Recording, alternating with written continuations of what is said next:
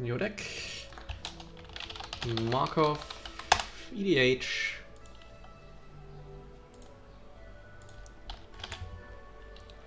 And that's not what I wanted to have. Share. No, that's not. Copy to clip. No, wait, that's not. How do I export it from this side? Export. There it is. Now let's see what we get. And whether or not we get all the right things. So I think I will actually split this deck if possible, and I'll do the lands in a separate tab. Because the lands need an overhaul.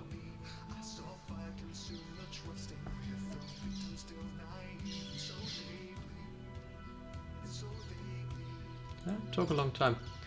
100 cards is fine, so we already have the right deck size, which is a good start, obviously. Not always the case. Okay, Edgar Markov. Now why do we just have... Okay, couldn't get one of the lands. Probably one of the new ones, so we'll just ignore this for now, and we will redo the lands anyway. So, basically,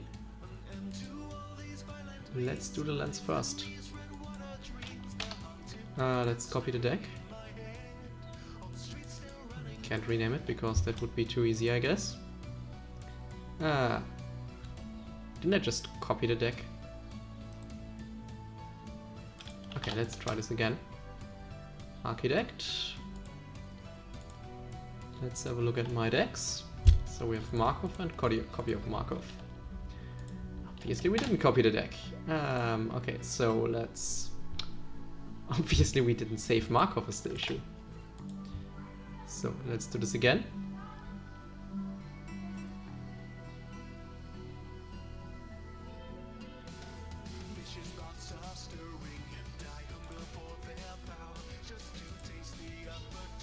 And let's just import it here too.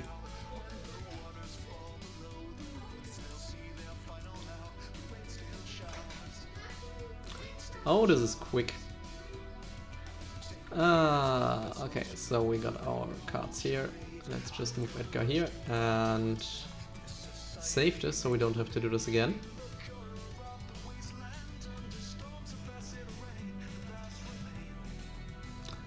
And all cards have been found. Great. I love this one, the card. It's just a card. And so it's some kind of land that's missing.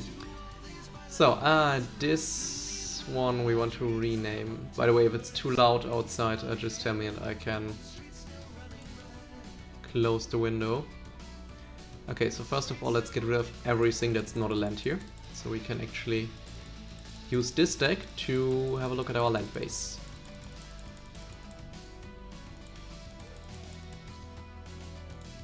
And maybe also keep the mana in mind. Let's get rid of the artifacts. We will do them with the rest of the deck. So as said, first of all I will be looking at the land base, and first of all we have the outlands. Get rid of these. So we'll basically put every land that's just entering tapped here, because there's no advantage to having a tapped land. Okay, these are the fetch lands. Fetch. Oh, this one is utility. Okay, so Karoo lands are meta call. While I really like Karoo lands because they basically draw you a card for being a tapped land. If you have any kind of land hate, it's always hitting Karoo land, and it's really a burnout. A bummer, not a burnout.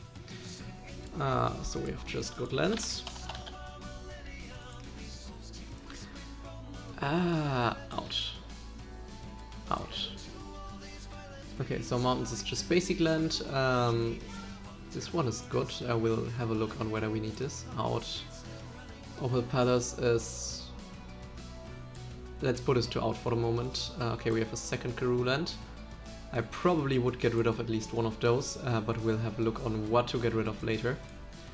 Yeah, this one's also tapped. Okay. So, we want 36 lands in total. So first of all, we want to get rid of those. So we have 15 lands we can add. At the moment we have 3 of each basic land, but 4 swamps.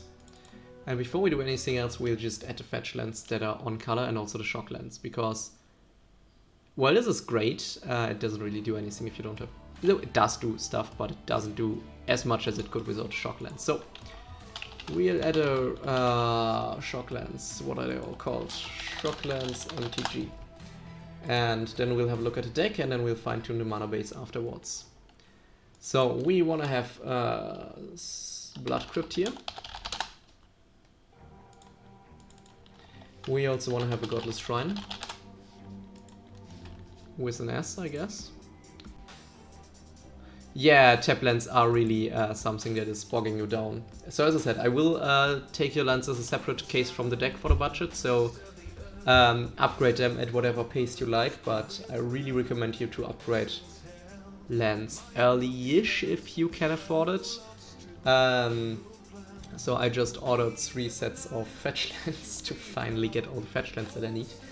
But yeah, you have a lot of tapped lands and these will really hurt you in the long run. And also, basically you're always playing a turn slower than your opponents. And the last one is Sacred Foundry. And also now is a great time to get the fetch lands actually, since they are cheap. Since they just got reprinted. Shock lands. Now there's another land that I will want to get in here, and this is the Tomb of the Archangel. I don't know if you're aware of this land, but it's quite powerful. So it's a utility land, and for 4 mana you can give all your creatures Death Touch and Lifelink until end of turn. So this can save you from, or this can make your attacks way better, because your enemies really need to think about whether they want to block your token if you can give them Death Touch. So let's just put this to utility. We might also add some other utility lands here later, but as I said, this will come later. Now next up we need the fetch land, so you also already have the Bloodstained Mire. So you can, if you really want to go aggressive, get more than just 3 fetch lands that are on color, because fetch lands don't mention any mana symbols, so you could play whatever fetch land you like in here. So you could, for example, play a Bad River that could fetch you an island or a swamp, because just mentioning an island is not against the Commander color identity rules. You would obviously fetch a swamp. And I started with TBD. What is TBD? Help me out here. TBD. TBD. What is TBD? Ah, Teros Beyond. Okay, this one. Yeah. So we'll get to the fetch land. So basically, then let me just tell you about some of the card types. So Karoo lands. These lands are called Karoo lands because the first land that did these, it makes you it generates 2 mana, and then you get a land back, was called Karoo. They are great unless you have anything that can destroy targeted lands, because if you have anything that can destroy a land, it's always hitting your Karoo land, and this is the bummer. So take this out of your face targeted land removal if you get this removed quite often. If not, just keep them and maybe just cut 1 for speed. Now, next interesting land type are the shock lands, basically called because you can shock yourself, so take 2 damage to get a mentor untapped. And in this case, yeah, basically they're, the interesting part about shock lands is that they have 2 basic land types. So this land is a swamp and a mountain. So you can fetch them with Bloodstained Mire, since this will allow you to fetch a swamp and a mountain. And these are the basic fetch lands, because they can fetch your non-basic lands with a land type. And that's also what makes them so powerful in combination, because the fetch land, so the this black-red fetch land, could fetch you a Sacred Foundry, so the Sacred Foundry can make you white mana, so they are great for mana fixing. And that's also why we will add the 3 fetch lands that are on color for you. And as I said, if you want to get more aggressive and put more money into this later, you can always add more fetch lands. Ultimately, you will probably want to have all of the fetch lands at least once at some point. And some of the fetch lands just got reprinted. So at least for the reprinted, it's now a good time to get them. And basically, the reprinted are the ones that you're missing. So Arid Mesa and Marsh Flats. So that's a great time to get them. Okay, so for the moment we'll just leave the lands be and look at them later. And I would really like to know how I can rename this deck to lands. Yeah, so we'll have a look at this later. Now, first of all, let's have a look at your main deck. What do you run and why do you run it? So we'll just remove all of the lands here, just for the moment. And we'll just add a lot of swarms here, just so it doesn't clutter up my... So let's just add 36 swarms as a placeholder.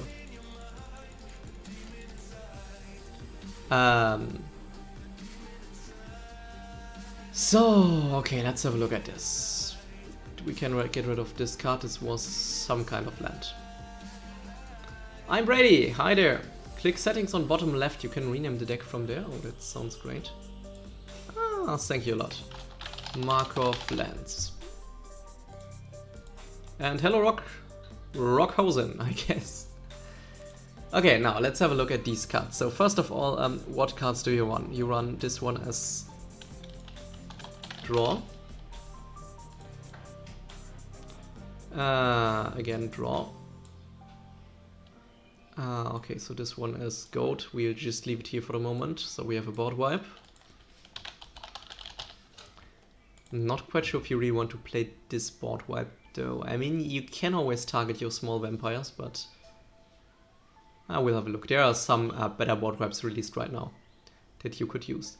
For each chosen created token of that creature, the creature gains haste.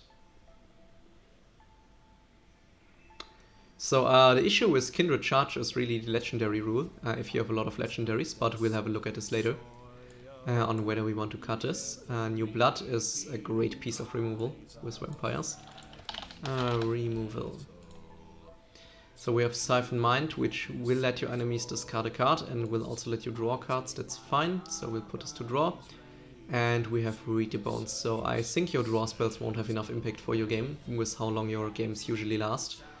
So we might look at replacing them. Now, what is this? I love the Japanese cards because I can't read them. So let's just see. Ah, it's a Swords to Plowshares. Great. Great addition.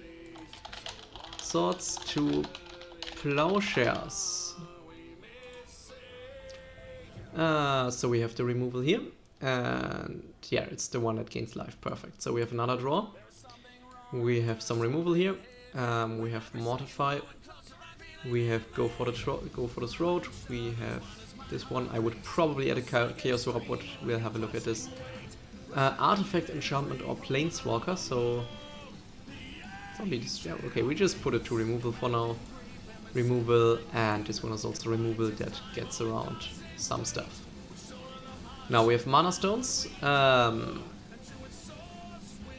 We'll have a look at this one, on whether you really want this. I mean, it allows you to play your commander on turn 4, or, yeah, 4. Okay, let's just put them all into the categories. Mana Stones, and we'll have a look at your... So this one is card draw again. Mana Rock, card draw. I love Skull Clamp, by the way, best card for the vampire deck. Mana Rock, Mana Rock. Okay, you got all the signets. Yeah, you won't need this one. This one is instant remove. Since we are redesigning your mana base, you really won't need this one. Draw of Destinies is just pump, so this one is fine. It is pump, right? I'm not thinking of the wrong card. Creature type, whenever creature type put a counter on Draw of Destinies, yes, it's just pump. Icon of Ancestry, creatures controlled. Okay, so this is a Lord, and look at the top 3 cards of your library. You may reveal a creature card of the chosen type, put them into your hand. Okay, so this one is also expensive and situational draw. And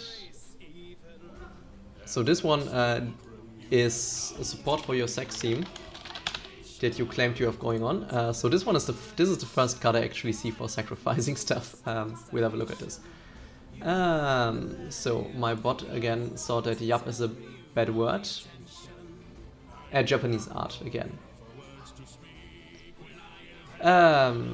So what else do we have?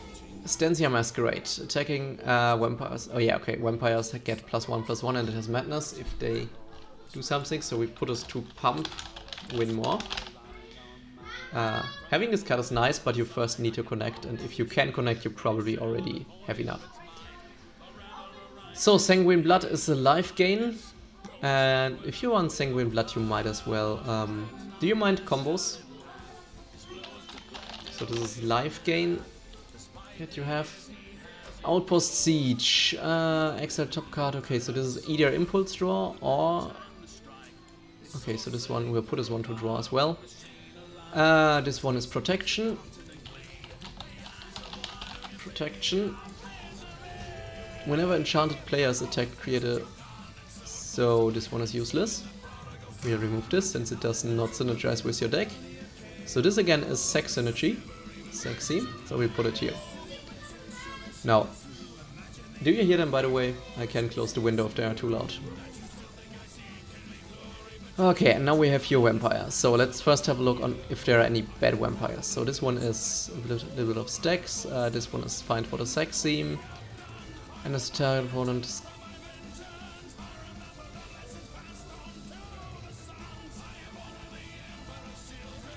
I'm not quite sure on this one. So while it can blow out one opponent, if you have the mana, and you might have, depending on what we do. Okay, perfect. If they are not extremely loud, that's fine. The issue here is that you usually want to play a lot of vampires with Markov, and this vampire basically incentivizes you to just play him for as much mana as possible. So I'm a bit torn on this one. Bloodland Necromancer revives something, yes. Bloodlord of Rangrod gives Bloodthirst and also gives all of your other creatures Bloodthirst, so they enter with tokens. Bloodsworn Steward is giving your commander haste, which he already has, so we will remove this one. Butcher of Malachir is great if you have a sex synergy going, though I didn't see anything that sacrifices your creatures yet. Oh yeah, the Chaos Blood Mage. I was already almost adding this to a Black Blink deck yesterday. So we have the Captivating Vampire, which is... Okay, we might meet a category for MVPs. This one is definitely up there. Okay, we have the Crimson Honor Guard. So, your commander costs 6 mana. And if you don't have your commander, you get 4 damage. If your commander gets removed, they will hurt you. Also, they are basically just a 4/5 trample for 5, which is not what you're looking for here, because you want to get your vampires big, so we will remove this one. Now Drana is removal, which is quite fine. Falkenrad is again maybe too expensive for what he does, unless you have a heavy sex theme going on, so I will put him to probably remove. We might move him in back later, but for the moment let's just put him to remove. Having Ghoul Vampire, +1/+1 counter if he deals damage to a player and whenever another creature dies. So he has some sex energy. Again, I haven't seen anything that sacrifices your creatures yet, but maybe we'll get to this. Deals combat damage to a player. That player exiles a card from his or hand face down. You may look and play. Okay, so this one is a bit of draw, has manners, it's fine. It's also not too expensive. Other vampires get +1/+1 is fine. Flying and Prot White, and yeah, it's life loss. And the question here is if the Apostle isn't better for this effect. Okay, well, we'll just let him for the moment. Matthias Fiendseeker. Yeah, this one is not going to make it for a vampire deck. Olivia is great, but we also want the other Olivia. So we really want the other Olivia.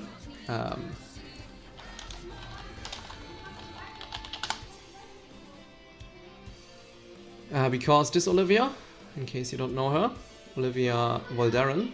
So she, you can play her for 4, and she's a 3/3 flyer, which is meh. But for 2 mana, she deals 1 damage to another target creature, and that creature is permanently a vampire, in addition to its other types, and she gets a +1/+1 counter. Now for 5 mana, you gain control of target vampire. for as long as you control her. So basically she can steal every creature your opponent has as long as they don't have hexproof or something. So we will put her into that category. And what's our price at the moment? Let me just have a look at Magic Kartenmarkt. Not this one, Magic Kartenmarkt. Olivia Volderan. So you can have her for as low as €2. So €3 it. Olivia Volderan. 3. And this is some B2 2B. So we'll have an idea on how much money we're actually spending since your budget was €50. So this one is a must-add in my opinion. Budget isn't super strict. You should never say that. It is always getting your deck a lot more expensive.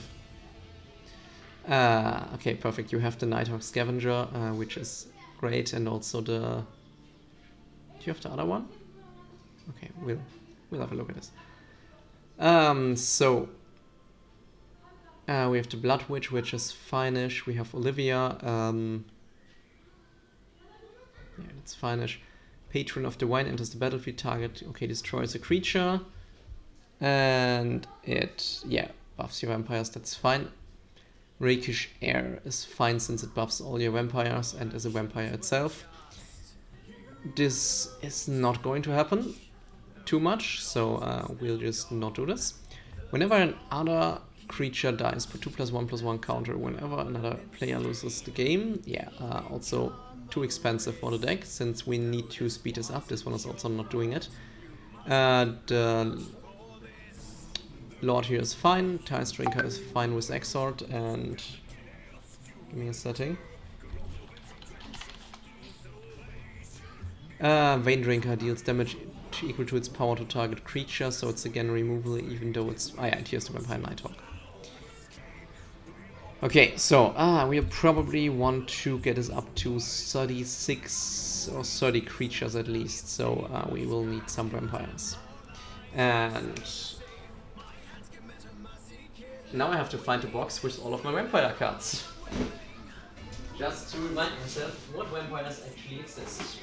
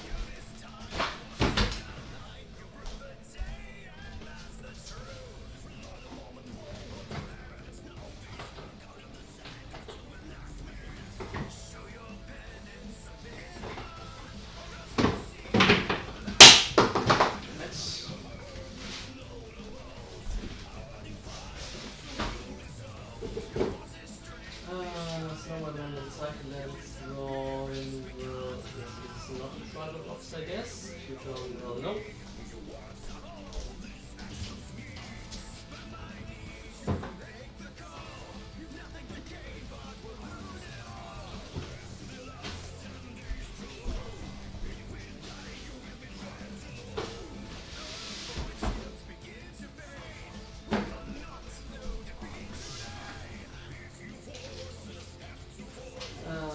Okay, so these are lands and tokens. Where are my trials?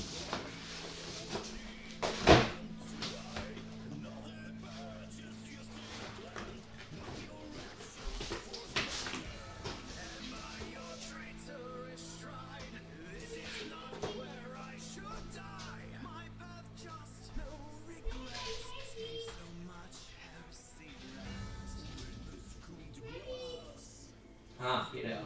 Right. No, these are just playable cards.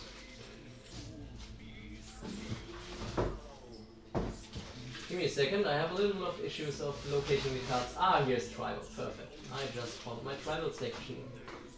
And we want our vampire tribal cards, so Still zombie tribal, zombie tribal, zombie tribal, vampire tribal.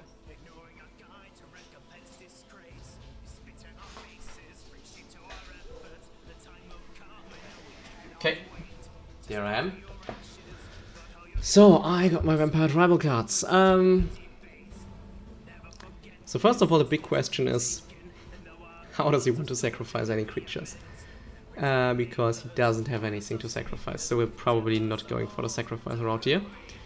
And we also need some 1-mana vampires to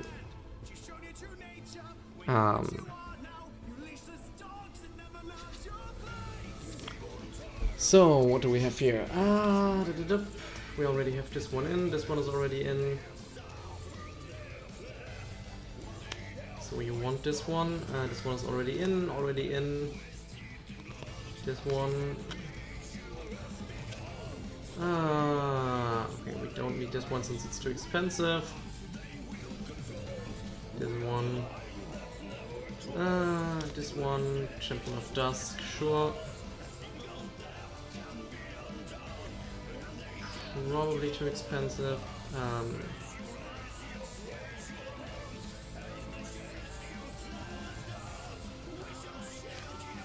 Sorry, give me a second. I need to just quickly sift through my vampire cards on which are actually useful and which are not. Okay, and here we have sliver cards.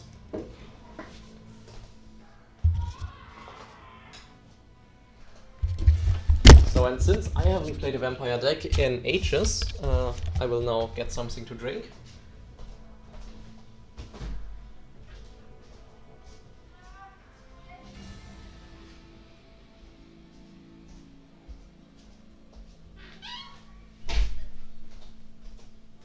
And it's also the reason why I will need to look up some of the more recent vampires, like the Blood-Crazed Paladin, which I know is great after a board wipe, but I don't have it, so I'll need to look up whether I recall the name correctly.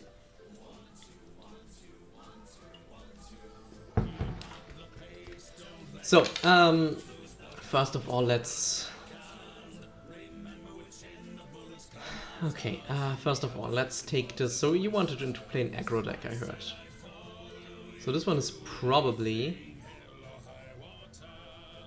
This is probably too expensive for you to actually probably use. Devil Pact is also a big late game draw. This one is also too slow. I think even those will be too slow. But we'll have a look at this. I think we will...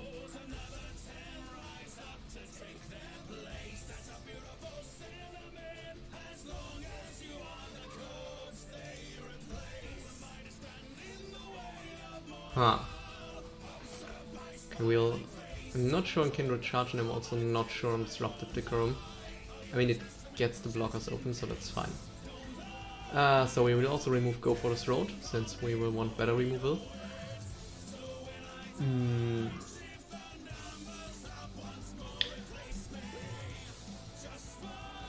Oh, there's instead if permanent you control left the battlefield, so this is probably also going for better removal. We will also add... We will also change the board wipes, I guess. So... Okay, let's go over those again. So this one is removal, right? So we can put him to MVP unless you are facing token decks. So this one is Sex Synergy, but again we don't have anything to sacrifice creatures. This one is Discard, which we'll just leave here because there's nothing else that synergizes. This one is Reanimation, which can be nice if you have any way to get your cards into a graveyard, but you have neither Discard for yourself nor for your enemies, so you'll probably remove his. Bloodthirst can get your creatures big, which is fine. This one is fine, and again Sex Theme. So enters the battlefield, create 1/1 black-green pest creature token. You draw a card and lose 1 life. Exile target card and exile target player's graveyard. So I leave this in on the graveyard hate theme. So we just rename MVP to removal. It already exists, removal then. So I think we will put his life gain out here, because it's not synergizing with the rest of the deck. And we don't need cards in here that don't synergize with the rest of the deck if he's getting stomped.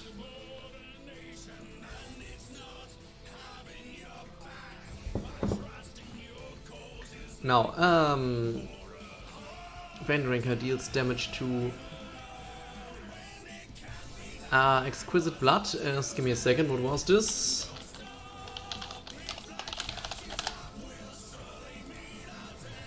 There is no Exquisite Blood in here, no. For the infinite combo.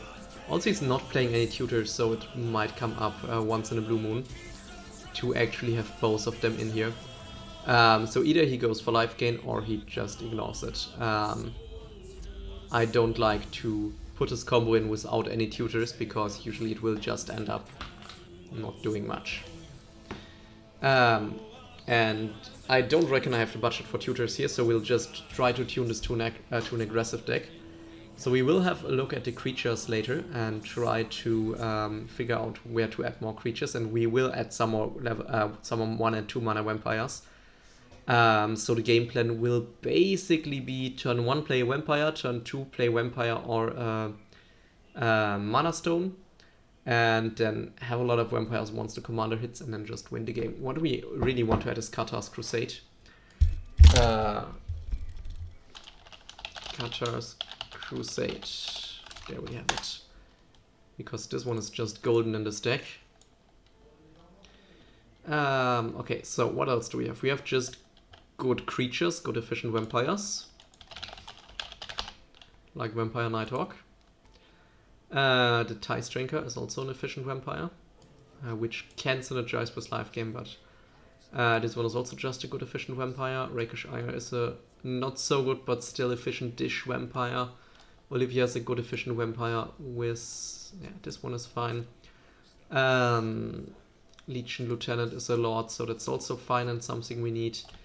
This one is great since it draws you cards.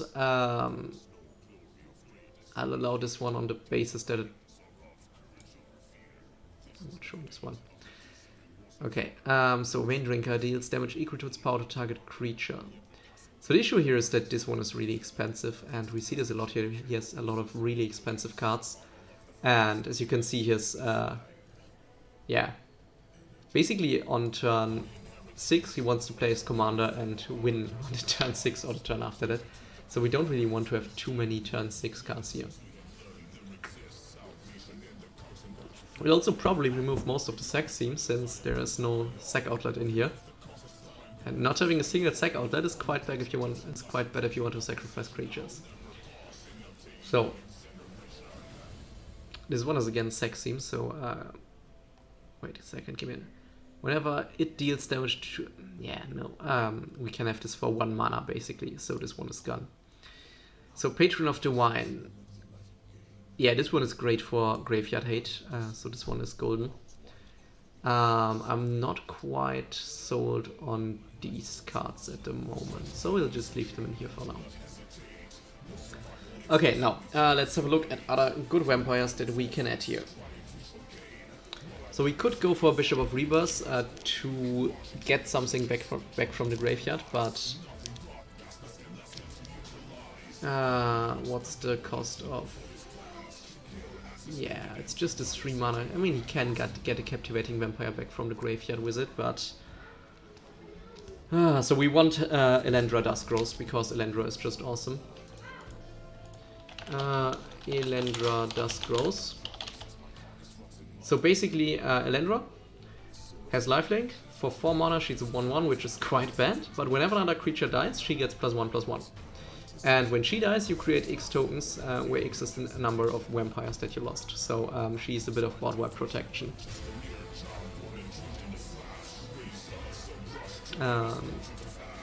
So we put her in here. Especially if you have sack outlets, which we don't at the moment, but maybe we'll get around to at 1 or 2. And it's also if enemy creatures die, so that's fine. So she has been a major annoyance so far. So next up we have Mervyn Fine, Dusk Apostle. Mervyn Fine, Dusk Apostle. He's quite neat, since whenever one or more non-token vampires you control attack, you get a 1/1 vampire with lifelink. So basically you get more tokens on each of your attacks, since you want to be attacking quite a lot, and he's just 3 mana, so we are downing our mana base. So what else do we want to add here? Basically we could go with an Indulgent Aristocrat, and I think we will. Indulgent Aristocrat, since we need 1 mana vampires anyways. And this one is also a sack outlet, so you can in fact finally sacrifice your vampires. And has at least 1 card to sacrifice something if need be. Other than that, we have the Asylum Visitor, which usually is not that good, but it can work. Asylum Visitor, especially if you draw it late game, it's quite possible to fill up your hand. And if not, at least it's a vampire for 2 mana, and we want to have a low mana curve. Basically, whenever at the beginning of each player's upkeep, if that player has no cards in hand, you draw a card. So another 1 mana vampire that I might want to add is the Vicious Conquistador. He doesn't do really anything, but he is 1 mana. So next up we have the Champion of the Dusk. And this one is really great for card draw. Champion of the Dusk. Not the Dusk, but Dusk. When he enters the battlefield, you draw X cards and you lose X life, where X is the number of vampires you control. So you will draw at least 2 cards, since you will already have the vampire token from Markov. Probably more.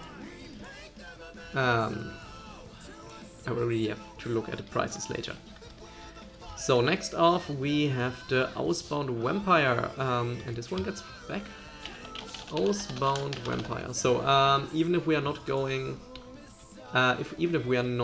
life gain, vampires will keep having lifelink. And Oathbound Vampire is just 2 mana. He brings you a token, so you can play Mali.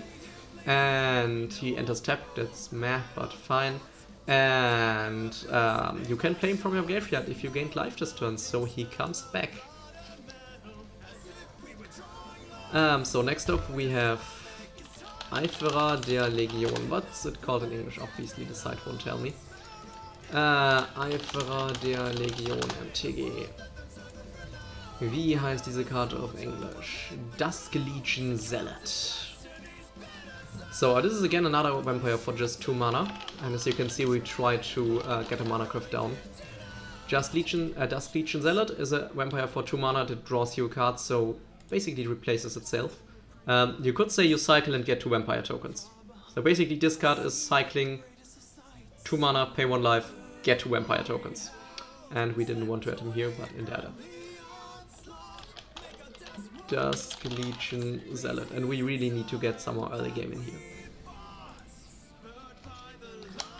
So next off, the Tribute. I'm not quite sure on this one. So again, what does it do? Let me just translate it really quickly. So it's 6 mana, untap the vampire you control. An enemy of your choice loses half his life points rounded up. If the bonus was, yeah, no, that's not going to make it here for an aggressive deck. But something that is going to make us is Dark Imposter, I guess. Dark Imposter. Imposter. Damn it. Dunkle Hochstaplerin. Dark Imposter. Why didn't I find it? Dark Imposter.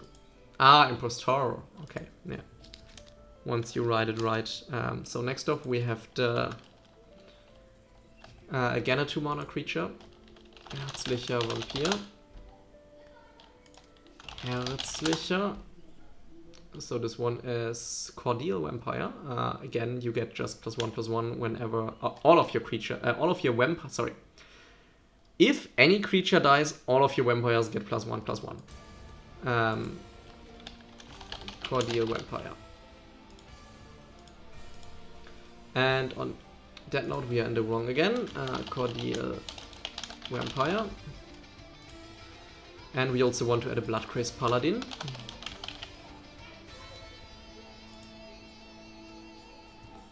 Since Bloodcrazed Paladin is flesh, and it gets a +1/+1 counter for each creature that died this turn, so if you face a board wipe, at least you have a big vampire afterwards. So we already have the Zealot, we don't need her, we don't need the Aristocrat. We might go for the Stormkirk Noble. Since it's a 1-mana vampire. And we will want to have some of those to possibly get early pressure. Okay, so what else do we have here?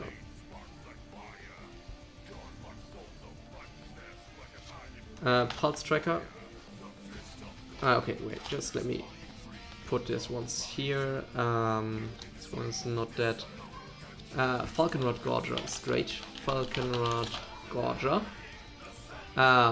So this one is basically again just a 2-1 for 1 that brings a token, which is fine. But it also grants all of your vampires madness, so if your opponent plays a discard spell, you can still play your vampires. Okay, so we have the Lieutenant, we already have Fresh Blood, we already have the Vampire, we already have Drana, we already have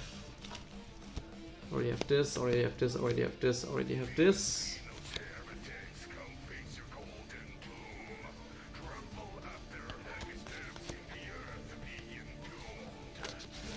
So yeah, another vampire that we want to add is the Duskborn Sky Marcher. So really want to be able to play starting turn 1 here. So let's just say we have to auto Strifefall and have a look at Advanced Search. So we want to card with the Type-Line Vampire.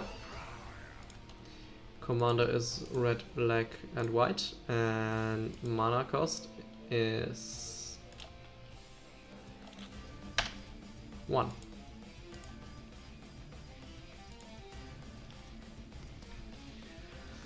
So we have the Bolt Impaler, which will just get +2/+3. Oh yeah, we have the Graldrus Assassin, which is great because it can kill stuff later.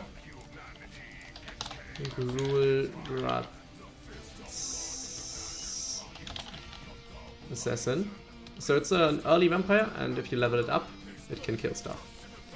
We already added the Duskborn Sky Marcher, we already added the Dodger, we already added the Indulgent Aristocrat. Yeah, it's not going to make it. Insolent Neonate, so this one.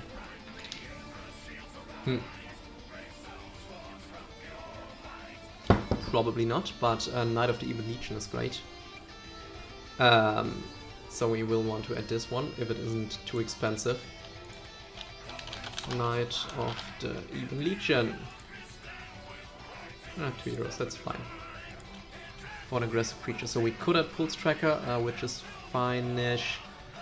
We could add Quang Vampires, which we don't really need. The Shadow Ally Denizen, I think this one was good, right? Whenever another black creature enters the battlefield, target creature gains Intimidate. So yeah, this will get you some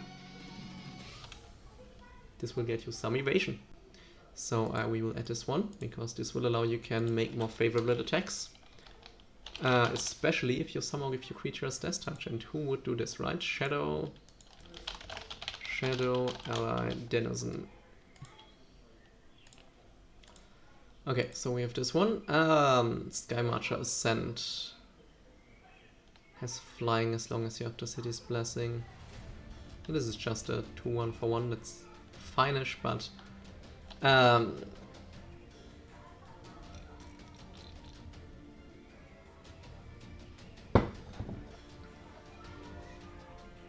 yeah, Vampire of the Diamond 1/1 Death Touch, that grants your token, is nice. And also the Viscera Seer, we cannot go without a Viscera Seer here.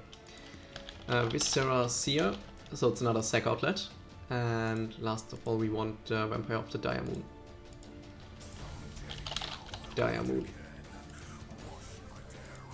And we added them to the wrong list, obviously. So Shadow Denizen, Vampire of the Diamond, and Viscera Seer.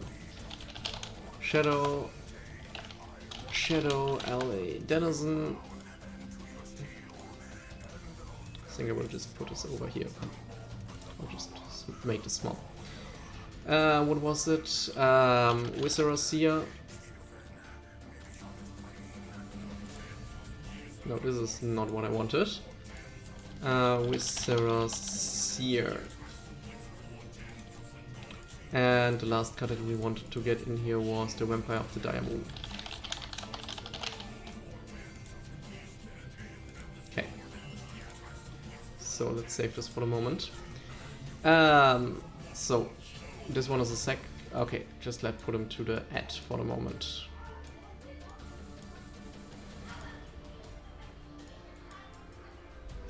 Just so we got some early game.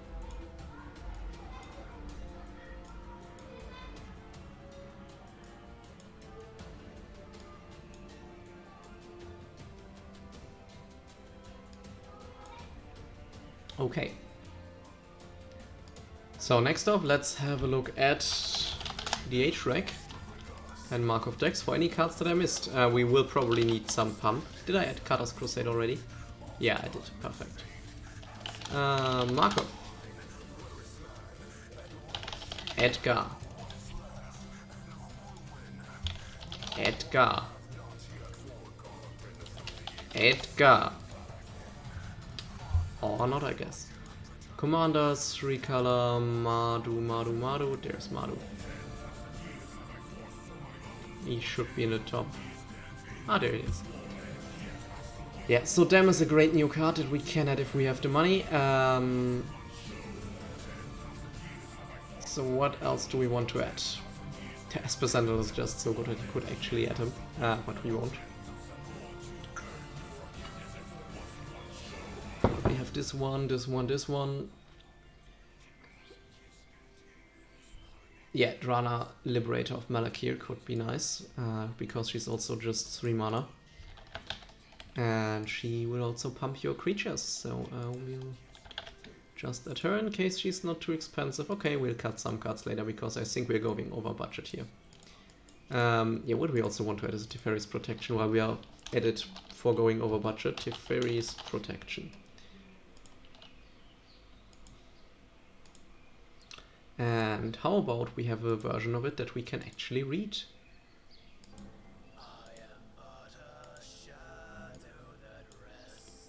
Seems legit. I think there's another one out of time or something that we can use, but so Skullclimb is already in, right? I think I saw it. Draw Skullclimb is already in, yes. And yeah, this one would be another life gain card, by the way. Oh, we want Yahini because he's another sack outlet. Yahini, Undying Partisan. So he's a vampire and a sack outlet at once. Also just 3 mana, so he will probably do wonders for our mana curves. For one of the Legion, you may search your library for a vampire card, reveal it, and shuffle your put that card. Yeah, this one is also great for a tutor if we want to get a specific vampire for a specific situation. And tutors is something that this deck doesn't really have, so that won't hurt. Champion Flask already added this one. Gifted Eaterborn, this one is nice, but I'm not sure if we need more than 2 mana slotted. Yes, we'll add this one later. Twilight Prophet is another great card that also draws your cards.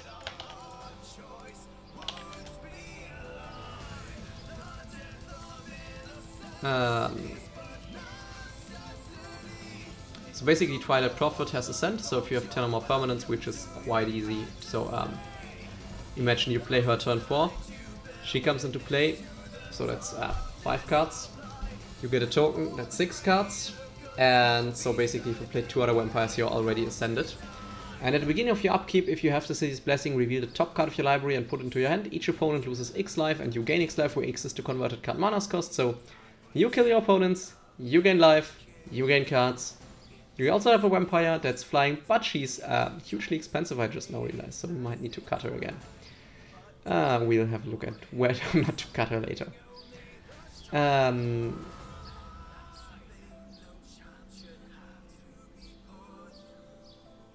The Imagedome Dragon could be interesting for a Vampire Dragon.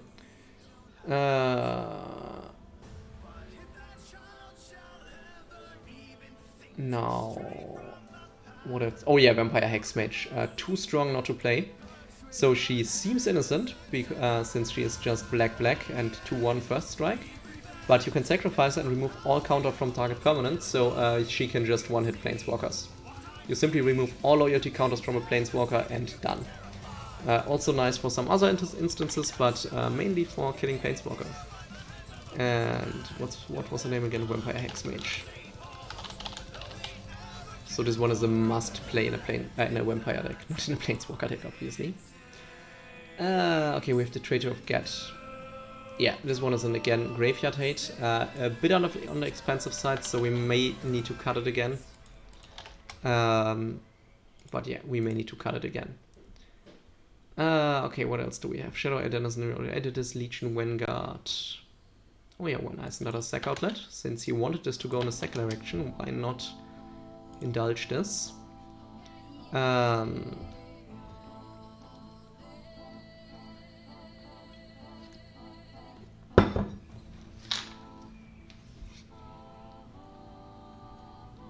So this one, Vampire Warlock for 3 that grants you your cards back. This could also be nice. We will need to cut a lot of what I add here right now later.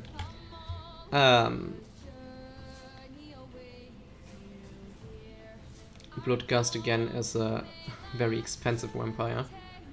And we also probably don't need it, so yeah, let's not go for Bloodgust as we are already way over budget. Port of Ulamog can be quite nice for the sack theme. Also, I hope you're buying cards in Europe since they are way cheaper there. Mirror Entity.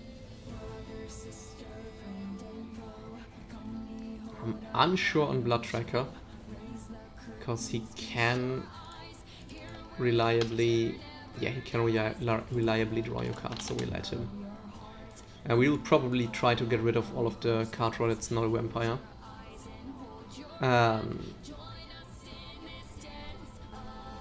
And while we're at it, we also add a Falconrod Aristocrat, do we? No, we don't.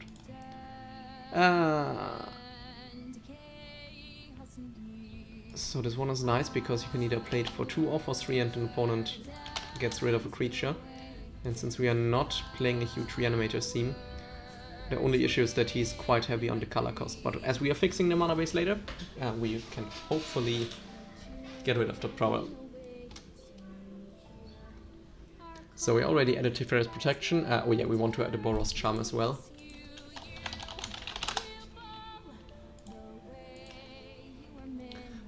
So basically it can make you indestructible or give your creatures double strike, and this can quite easily lead to a commander damage kill. I'm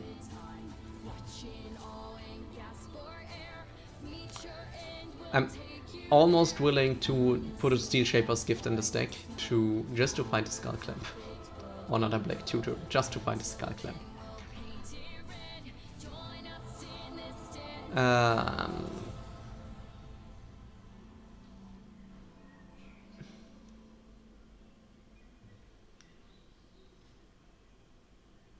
Yeah, Chaos Warp, we want this one in there as a great removal tool.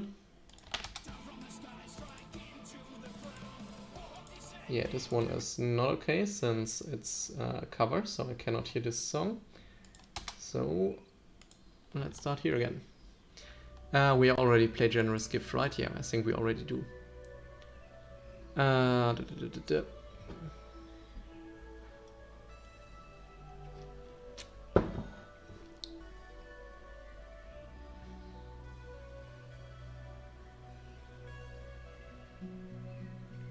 So what else can we do? I mean, Kindred Dominance is a great board wipe, but it's probably too late.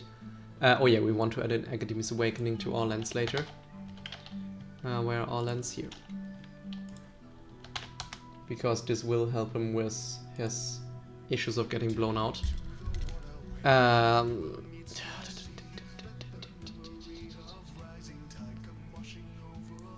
And while I love Exsanguinate, it's not a card for him. Toxic Deluge would be a great board wipe, but it's too expensive. So I guess we'll just go with Wrath of God or something. Patriarch's Bidding just got reprinted if he wants to get back from board wipe.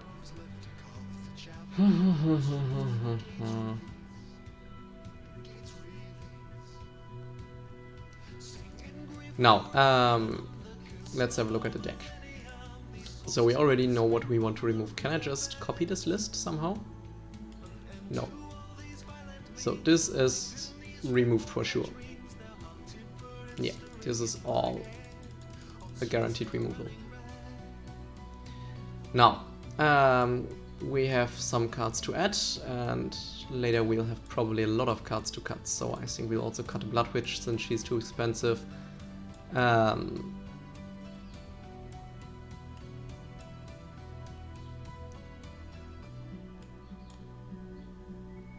This one is also too expensive and it's too late. So basically, when you could play him, you already want to be preparing for your commander. And you don't want... So basically it's turn 5 and you will play your commander on turn 6. So yeah, probably leave this one out. And we'll also replace...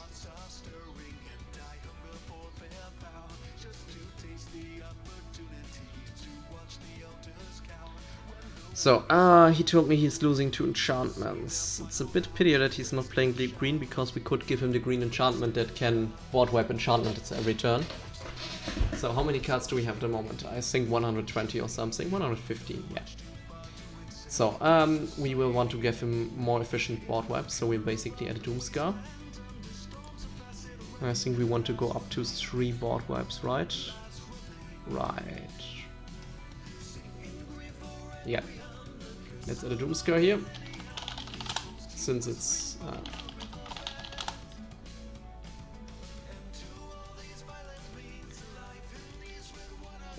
let's keep the Kindred Charge and Disruptive. Okay, so these are finisher. Let's keep him for now. So for the draw, this one doesn't do enough. This one doesn't do enough. Skullclamp is great. Siphon Mind is okay. This one doesn't do enough. This one doesn't do enough. This one probably doesn't do enough. So, we have our CMC1 vampires. We have... Okay, so just efficient vampires. These are these. This one, this one, this one. This one is an efficient vampire, this one is an efficient vampire. This one is an efficient vampire, this one, this one. This one, this one. This one is removal. This one is an efficient vampire. Dark Imposter is again also removal. Drana is an efficient vampire. This one is card draw. Then we have sack outlets.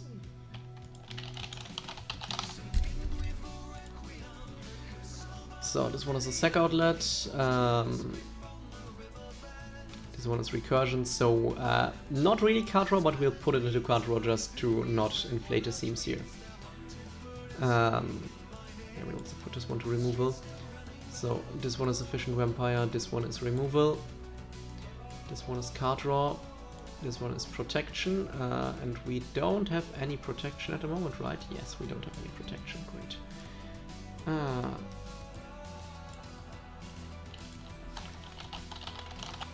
Protection already exists. Okay, where is the protection?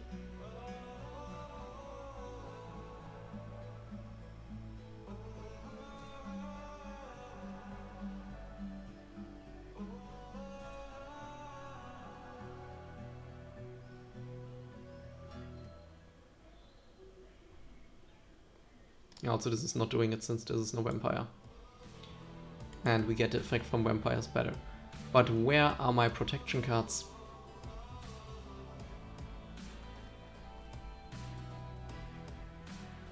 Am I just blind?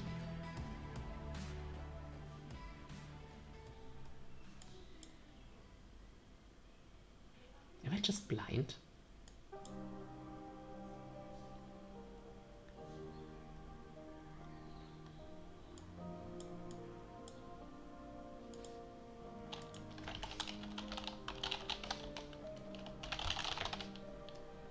Where are...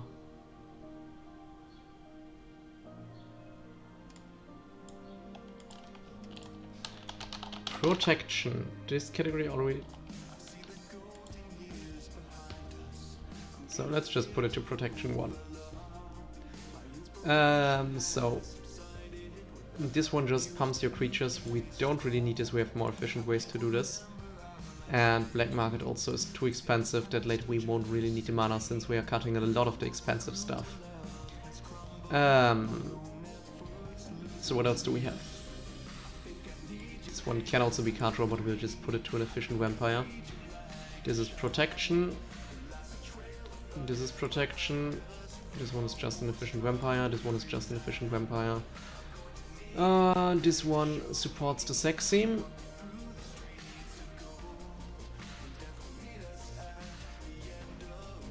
This one is sex theme and also protection. This one is finisher. Basically, if you get Kata's Crusade out, you are good. Finisher. Finisher. There's finisher. And we have the tracker, which is draw. Draw. Ah, there's draw. Okay. So at the moment we still have 108 cards in here. And let's have a look at the mana base. And basically this is also a finisher.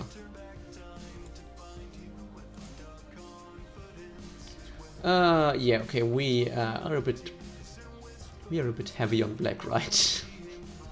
But as you can see, the CMC drastically changed. So we are almost guaranteed to play something in turn 1, 2 and 3 now. And it heavily drops after this. So there's already the big first change that will make the deck a lot more aggressive in the early turns. So what we want to do is remove Merciless Eviction for Austere Command. Since Austere Command hits 2 things, and also you can have it hit all big creatures while not hitting your tokens, which is great.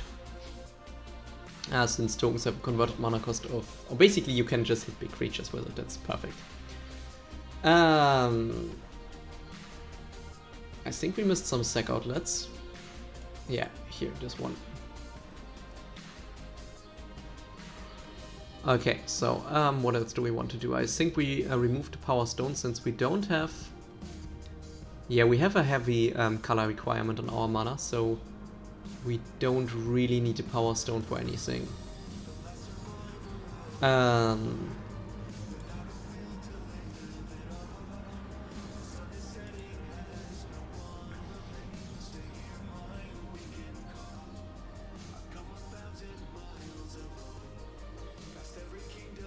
Now Zoring is fine and the signets are also fine. Although I reckon, do we really need the signets? I mean, we want to get Markov out at some point, so probably we need to get him on turn 5.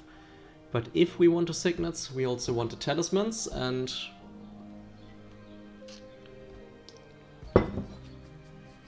that could be an issue.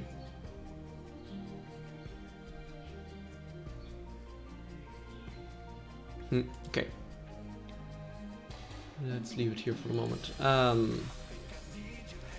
You know, what else can we do to finish it off?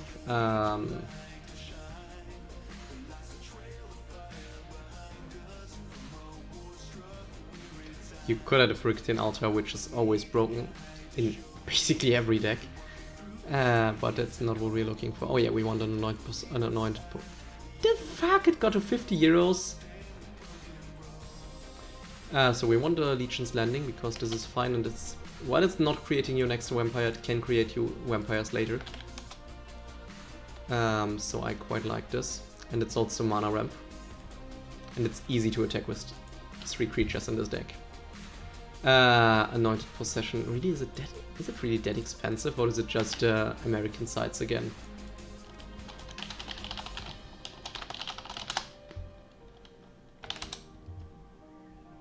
Yeah, okay, it's not that expensive. We will still probably need to cut it, but as he already made the mistake of telling me that his budget is not fixed, never tell someone that your budget is not fixed. Etchings of the Chosen. Yeah, this one can save half of your board on a board wipe. So I've never come around to actually test this card out in a tribal deck, but I reckon It works quite fine, as does Phyrexian Reclamation as a backup plan. So we just need some backup plans here. We might also go for Patriarch's Bidding,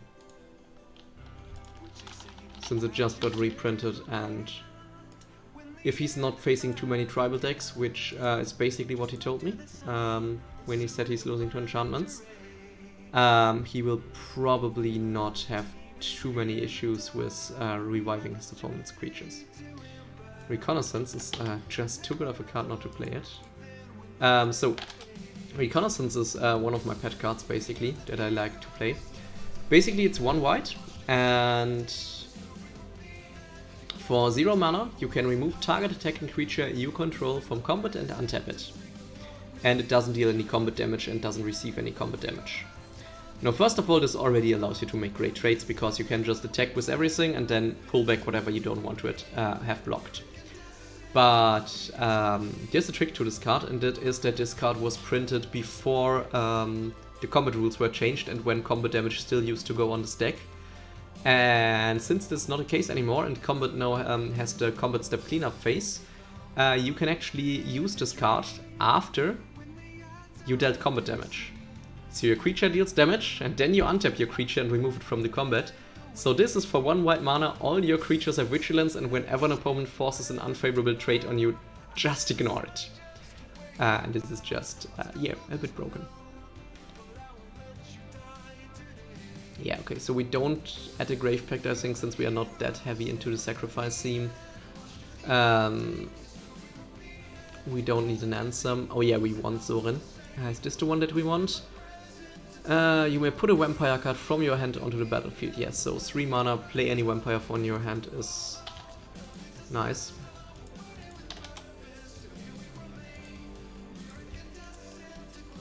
And I don't think we need any of the other Zorins. Nah, other Zorins suck. They don't suck, but... Okay, yeah, the lands, we'll have a look at those later. Since we can have some fun here. But as I said, lands are usually expensive if you want to get a good ones. We could go for... oh yeah, what we want to do is to go for a Arcane Signet. To at least have a Force Mana Stone, and because this Arcane Signet is just strictly better than the other ones that you play.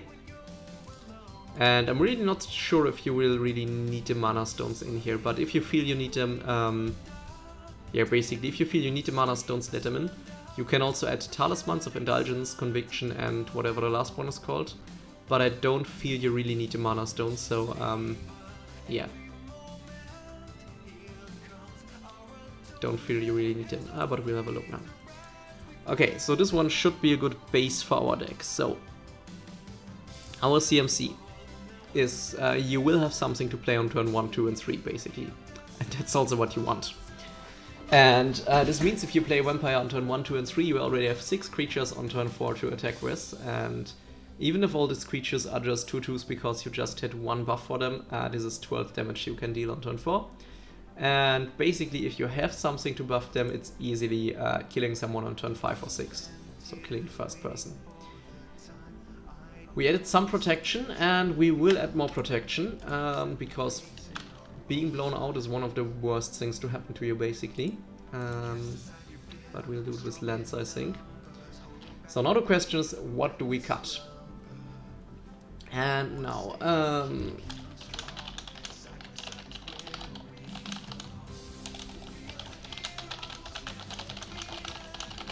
now I need to get some mass up.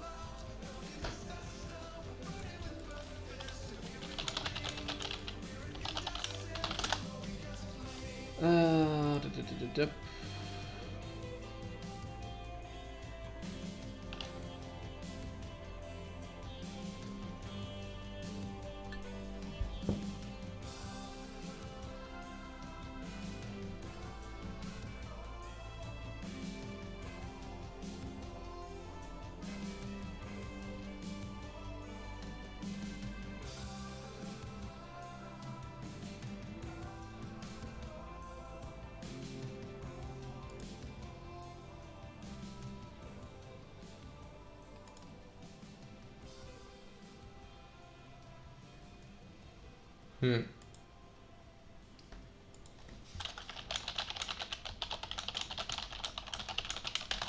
Sorry, I'm just doing some research because I'm not really sure on the mass for how much of a certain card you need to get it on turn 1. Is it in here? Probability, perfect. Yeah, 6%, great. Great. Turn 0, CMC 1. Perfect. So in more than half your in more than half your games you should have a turn 1 creature and you have a turn 2 follow-up.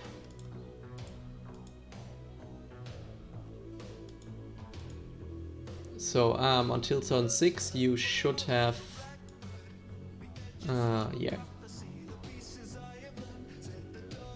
Okay, so at the moment you have 15 1-mana cards, and we'll probably remove some of those. Because 15 might really be a bit too much. So this one is a combo trick, so we'll keep her, because she will allow you to do more favorable trades. This one is great since discard, this one is expensive, and this one is also expensive. But I think we will remove the Stormcock Noble. Even though I like him. He's just not doing it. She is a great blocker, so we'll leave her in. Now, do we want to have Fell the Mighty? Or do we just want to have another board wipe? What board wipes can we play? I mean, we could play, where is it? We could play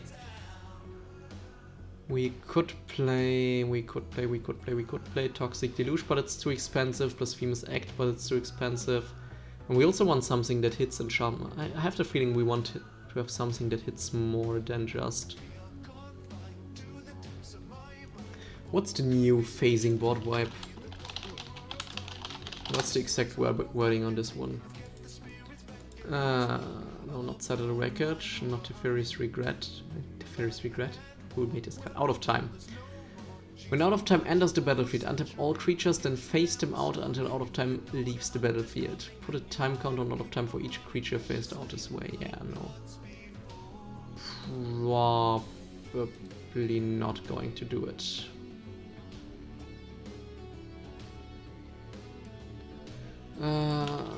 Enchantment board wipe.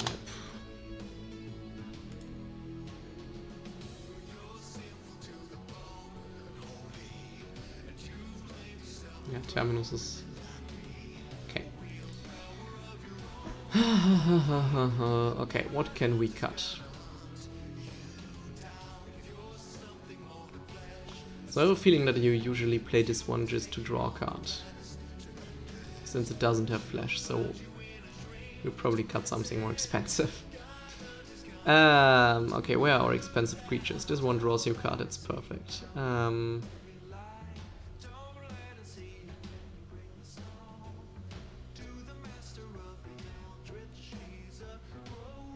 We want all of those. Dark Imposter. This one is cheap, so that one's fine. I'm not really sure if you'll have the mana for this one, since you're going to play aggressively. So let's remove her and Patron of the Wane, I think. No, Patron of the Wane not, but let's remove her, because she's not buffing your other vampires. So Olivia is strong, Vampire Hexmage is strong, and let's also remove the Vein Drinker, because she might be too expensive. Okay, so next off, let's... Okay, we already had a Chaos Warp here. Let's get this to an artwork that I actually recognize. Okay, so we have two universal removals. We have Fracture, which we can remove since we made a Vampire Hexmage to take its place, and we can actually tutor for a Vampire Hexmage. We have Crackling Doom, which kills the most expensive creature of each opponent, which is, or not the most expensive, but the most powerful, which usually is the one that you want to get rid of, unless your opponents play a lot of utility creatures, then in this case this one is less good. Alright, we have this one for protection, we have this one for ramp. We have this one for protection. We have this one for protection and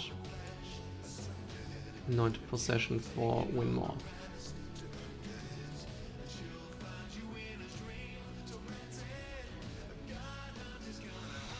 Now, what to do? What to do?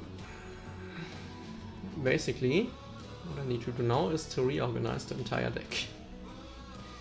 So again, okay, let's have a look at the efficient creatures. Asylum Visitor.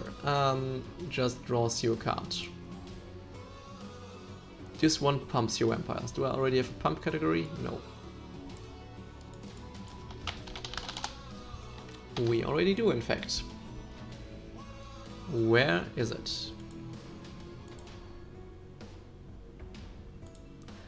I probably removed all cards from it and now it's bugged. So this is pump 1. Dranas also pump. This one is not really draw, but we'll put him here. This one is combo trick, so this one is just enabling you for efficient trades. I'm not 100% sold on her. Yeah, this one is just efficient. This one is basically card draw. We put it here since it's a tutor. This one is removal. This one is removal. This one is card draw. This one is just efficient. This one is Lord. Oh yeah, we have another sack outlet, which can also help you out of a tough situation if you need to ramp. This one creates even more tokens, so yeah, we'll just leave it here. This one is just efficient.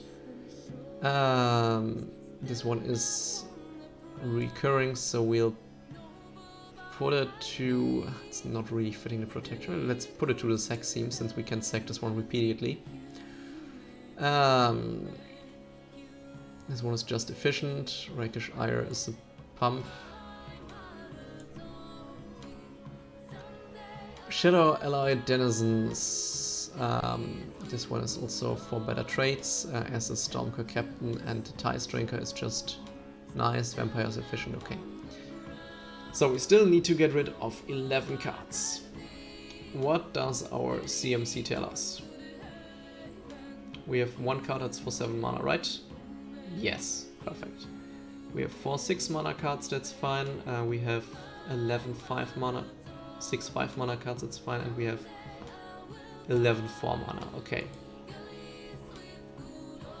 Question really is, do we need the mana stones? And my gut feeling is no, because basically mana stones enable you to skip one turn. So if you play Mana Dog turn 1, you can play something for 3 in turn 2, which is nice. But if you place a mana stone on turn 2, you're basically skipping the turn 3 play and go straight to turn 4, and you don't have that many turn 4, so I probably just remove the mana stones here. Except for Sol Ring, because Sol Ring is, yeah. I don't think you need the mana stones in this deck, because you'd rather play pressure than mana yourself up. Now Kindred Charge can be used as a finisher, that's fine. Disrupt Decorum. I don't think you actually need this. Yeah, I think we will remove the goat.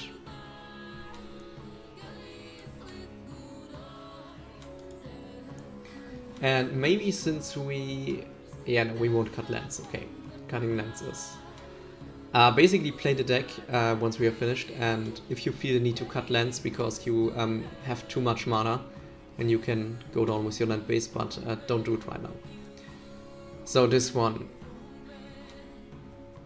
I mean, I like to get rid of one opponent with it.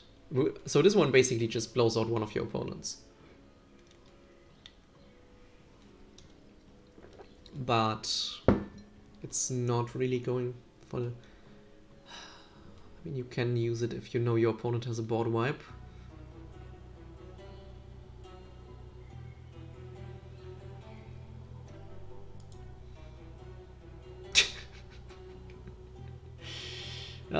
Mana cost is looking great.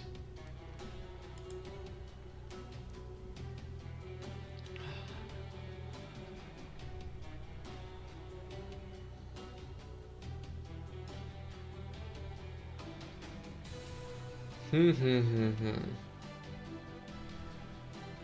think we can remove the... Can remove the Blood Artist? Is there a worse vampire? Okay, what is... Basically we need to cut some vampires now. What are the worst vampires that you're playing? We need to cut 6 vampires. So this one is in line with your sex theme. This one grants you the ability to get better traits. This one gives you the the occasional card draw.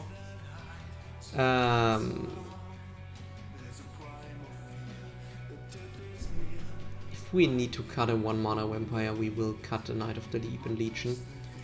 So at the moment we have a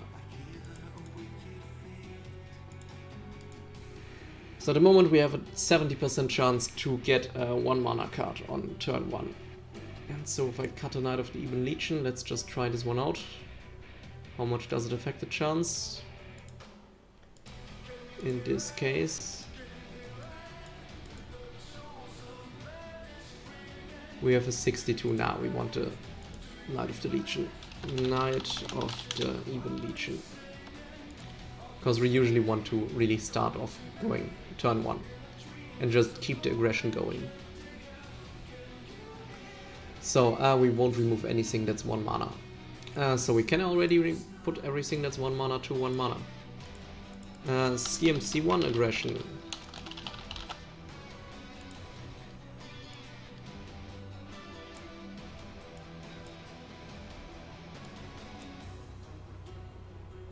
So we won't have to look at those anymore.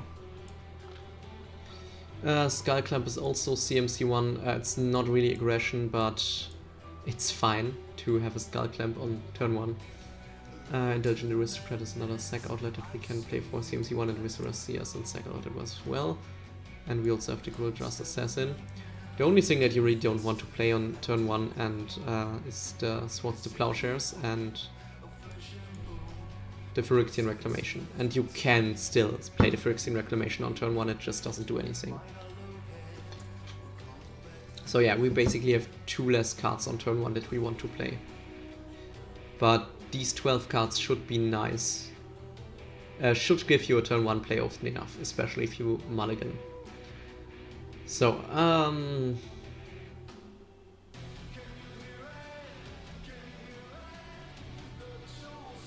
not quite sold on Anointed Possession. I mean, it basically just doubles your... It decreases your vampire count by a third from the moment that you play it.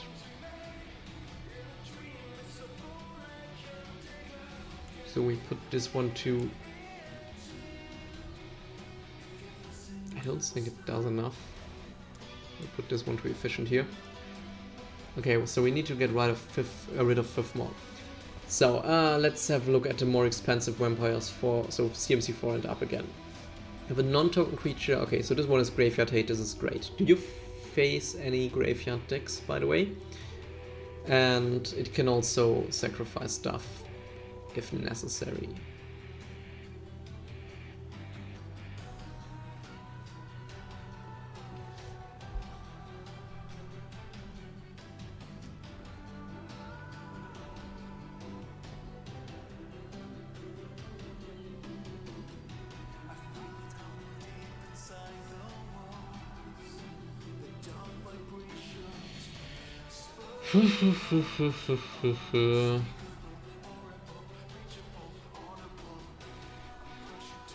What to remove? So we don't want to remove anything of the enchantment stuff. Let's just have a look on anti-enchantment board wipes.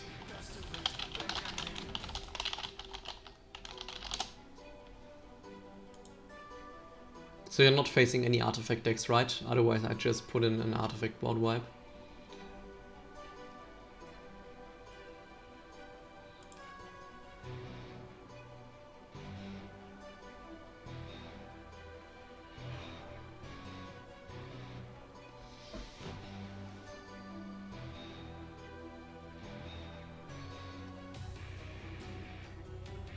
I mean, maybe we do go back to Merciless Eviction. At least it gets rid of everything and it don't want to do any graveyard shenanigans.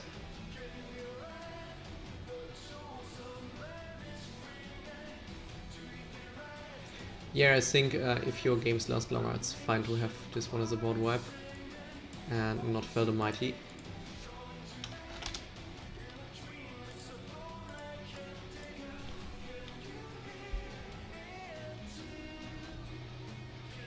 Okay, you don't typically face heavy artifact decks, so then we don't need any artifact board wipes.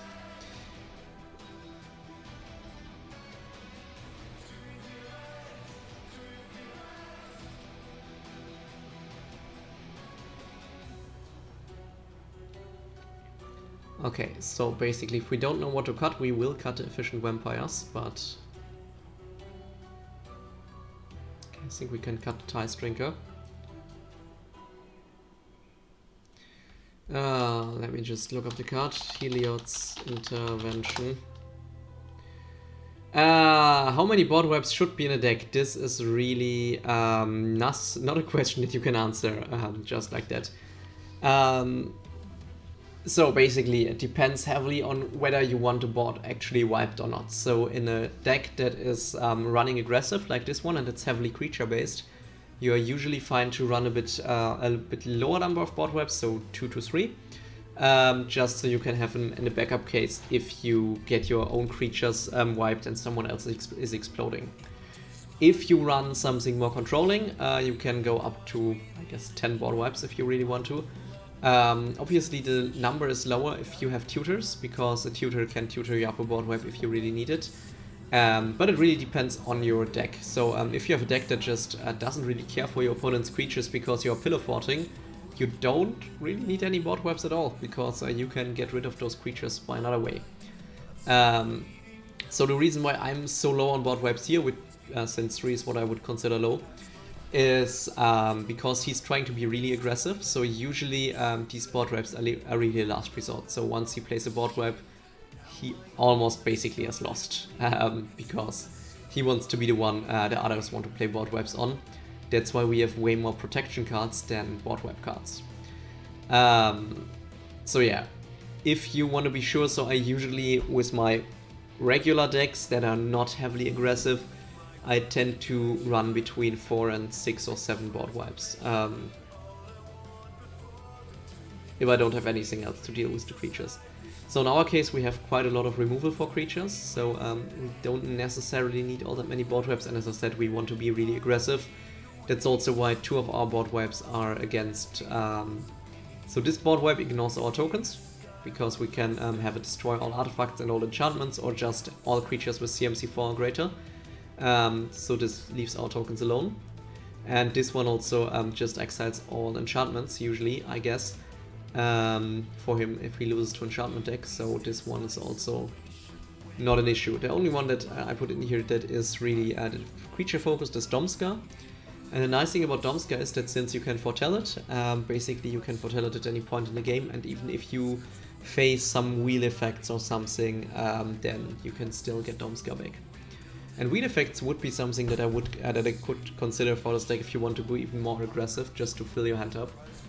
So basically you've cut all the vampires that are above 3 CMC, or all the cards that are above 3 CMC, and then just add some wheel effects, and it could solve your card draw. But this is really another point of aggression. Now what I'm thinking is we might want to add some combat phases interaction, but give me a second and I'll be back.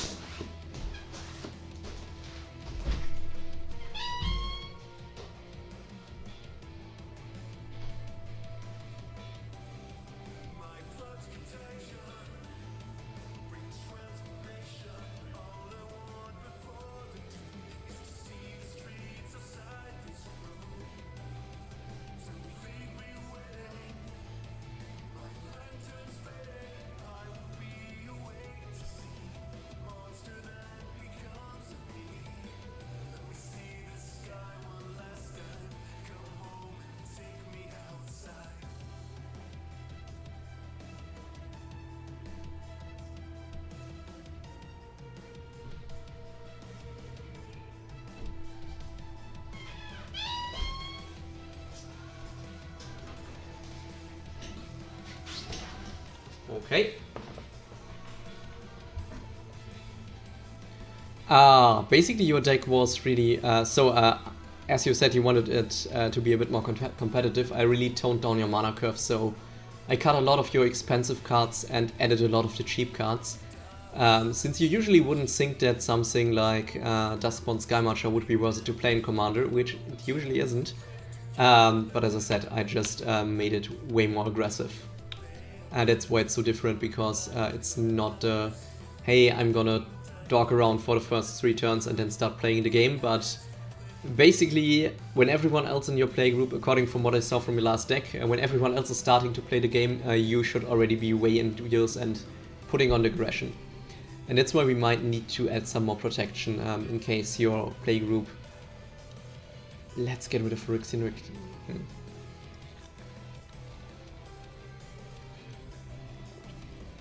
So there are more cards that grant your creatures indestructible on an instant.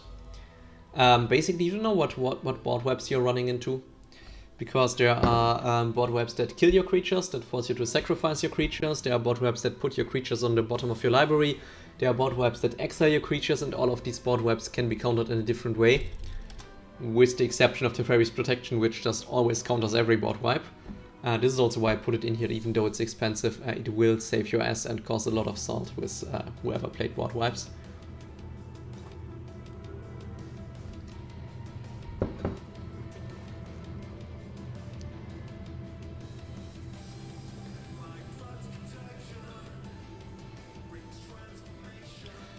Okay, so with the exception of Cyclonic Rift, these are destroying board wipes. So what you can do is...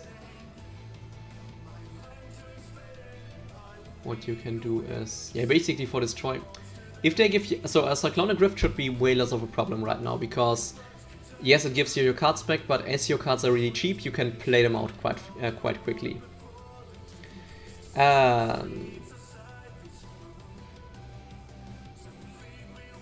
Elish Norn could be more of a problem, especially if you have all of your small vampires. So, but Elish Norn is coming turn 7, so if he plays green, probably turn... Wait, from what I've seen, it's probably turn 6 or 7 that Elish Norn is played. Yeah, Elish Norn will just need to be removed, so you can't really do much against the -1/-1 board wipe, other than playing your lords. So basically, if you know you're up against an Elish Norn deck, you will want to try to get your lords out as quickly as possible to buff your vampires up to a degree where you can actually survive Elish Norn. Because, yeah, indestructibility and also the phasing doesn't help you at all against Elish Norn. And also, if you just fail to remove Elish Norn, you can kill her and then Patriarch's Bidding or Phyrexian Reclamation your vampires back up from the grave. Now, there are... let's see, Scryfall. There are some things that you could do that I'm not going to add right now, since I'm not sure if you will need them. This is... again, a heavy meta call depending on how many board webs you're actually facing each game, and this is hard to tell for me without ever having seen your games. So we want to look for instants that are in these colors and that have indestructible and that are CMC 3 or less.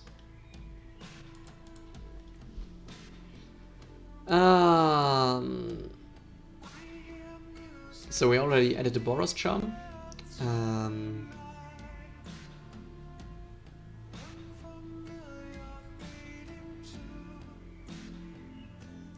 You could have make a stand. This will also make all of your creatures indestructible. If you have the Flawless Maneuver from the current commander decks, also add this one, because this will also make your creatures indestructible, and it's free if you have your commander. So if you have this one lying around, just use this one. I'm not sure if it's not that expensive. Okay, let's just add this one. This one is just good. Flawless Maneuver. We will probably remove something else for this.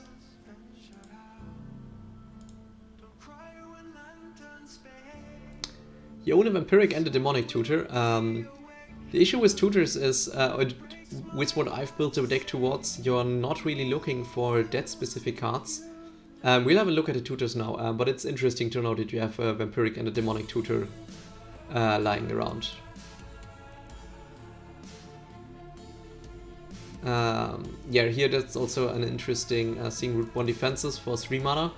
Your creature your creatures become indestructible and you populate, so you can get another vampire out, which can be quite nice. And I think there was one that's missing here. I think there's one other indestructible spell that's missing here right now, but I might be mistaken. Yeah, Unbreakable Formation is also something that you can use, obviously. It even buffs your creatures if your opponents put out board webs on your turn. But yeah, basically go for some more of the indestructible cards if you need the additional board wipe protection. And if you face sack board wipes, so if you face board wipes that kill your stuff by sacrificing them, or like Elish Norn, then try to go for more board recoveries like Patriarch's Bidding, which will allow you to get your creatures back from the board wipe. Open the Graves or something. Is it Open the Graves? There's one that basically sacrifices all the creatures on the board and then gets all creatures back from all graveyards. These ones obviously are countered by Graveyard Hate, so again, if your meta is heavy on Graveyard Hate, get those out.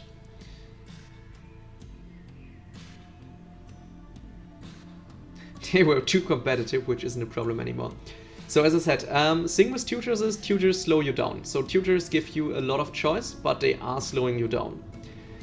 If you run any combos or anything, any specific answers, they can be quite good. In your case, I would probably run the Demonic Tutor as basically a spare copy of a board wipe and as something to get... Yeah, I would run the Demonic Tutor. Not a Diabolic, but a Demonic Tutor. Not a Diabolic, not a Vampiric. Since the Vampiric... you see there are two kinds of tutors. The one kind of tutor tutors the card onto your deck, and the other kind into your hand. And if you tutor something onto your deck, that sucks because you are losing a card. So it's not, it doesn't suck, but it's not too good. So the tutor can really help you out here. Usually you'll probably want to tutor for Skull Clamp. That's a heavy tutor target, or for Cutter's Crusade. Or maybe a sack outlet if you want to go for sacking your creatures. And yeah, you can also tutor for your board wipe protections, obviously. And if you have the tutor, yeah, okay, no, I was just about to cut Etchings of the Chosen, but since you're facing Elish Norn, we will do a dam and remove this, since this is another Lord effect. What are Vampire Lords? Do we have other Vampire Lords?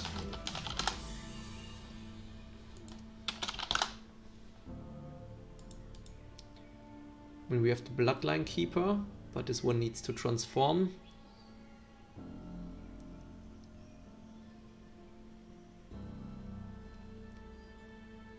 My Bloodline Keeper could be another card that could be interesting. Especially if you have issues with running into Elish Norn, Bloodline Keeper could be something to consider. But I think it's expensive. Bloodline Keeper. So again, his transform condition shouldn't be hard to fulfill, because he brings a vampire with him, so you already got 2 vampires, you just need to play 2 more and you're fine. Oh no, it's not that expensive, so let's add him here. This one is Elish Norn protection. This one's solely here for Elish Norn. Bloodline Keeper.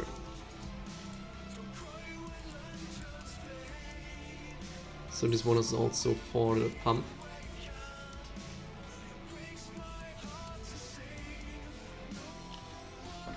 And obviously, if you're facing a board wipe, just use your sack outlets. Some of your sack outlets are also the level 1s to get some additional value. So if you're facing a board wipe, why not just sacrifice all your creatures and let Legion Vanguard explore in the hopes of getting a land into your hand, and so on.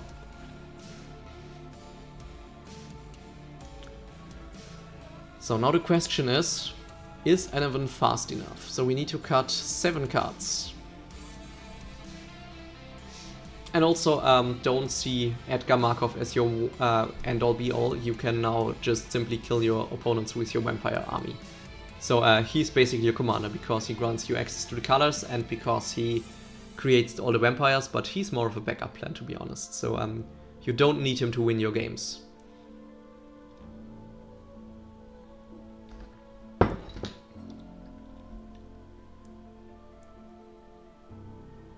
Now the big question is, what do we get rid of? We need to get rid of 7 cards. I think we might... Yeah, since we added the tutor, I think it's fine if we get rid of one of the win cons. And let's take the most expensive one at that.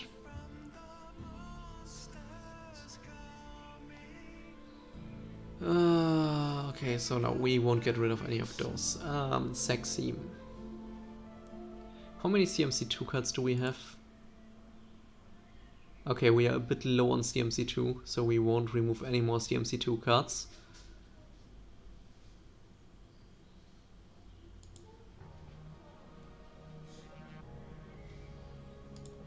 So basically we want to look at CMC4 and up. Is there a way to...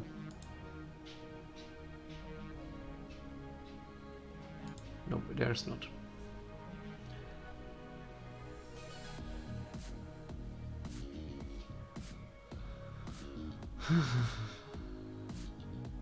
Okay, so this one is also pump. This one is pump.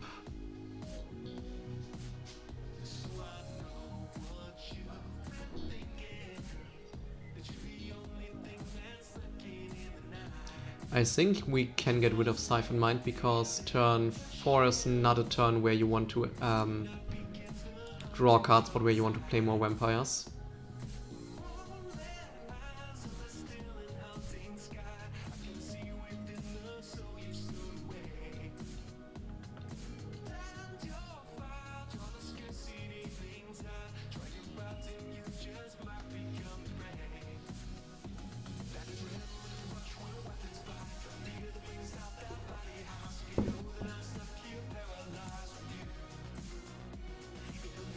The main issue is that this is way too expensive what I did to your deck, since you said you're not fixed on a budget.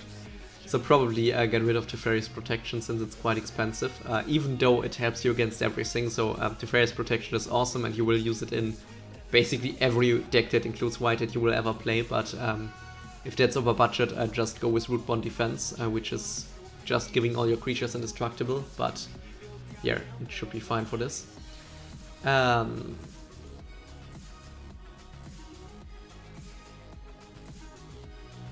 Okay, so what else do we want to... Why is this at removal? This is pump.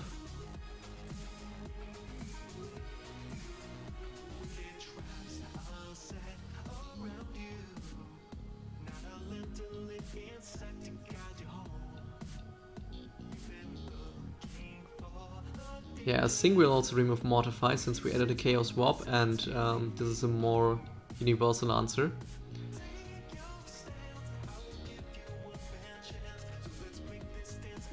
And I'm not quite sure on Crackling Doom, so usually again you want either to really spot remove the thing that's annoying you, or yeah, I see this not doing enough too often for you. And we also got most of our removal inside of our vampires, so we really only need our artifact and enchant removal here. And yeah, that should be fine.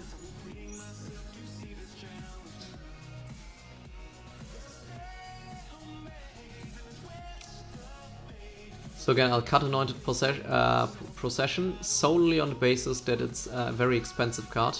So we'll cut this one, just to get a little bit more towards the price that we were aiming for.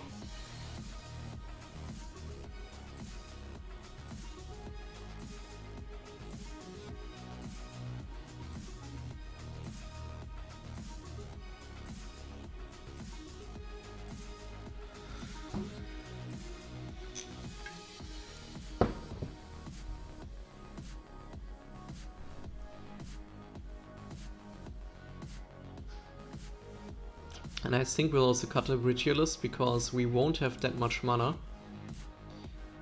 Now, what does our mana curve look like?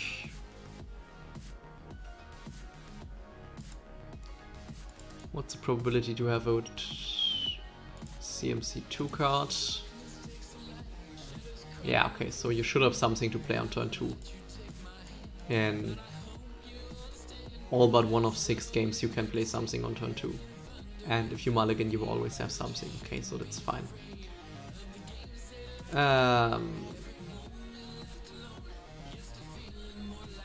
Now Death Touch is good. Is there anything that's not good for...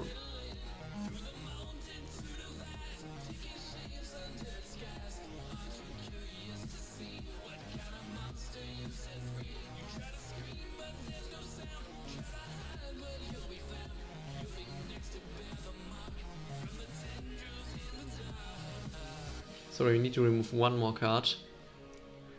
I'm really tempted to go to 35 lands since you have... Since you don't really have need to...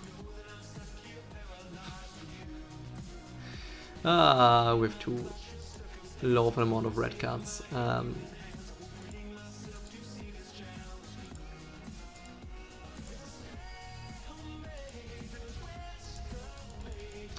It's not category.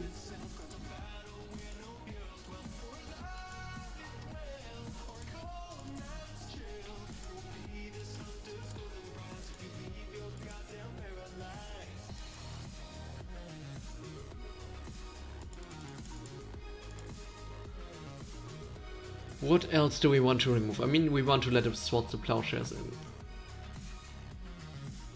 Yeah, if the curve is lowering, it could be worse to cut a land. That's but cutting a land is usually, as I said, I don't really like to cut lands when I edit decks, since people tend to cut more lands and then cut more lands and then cut more lands.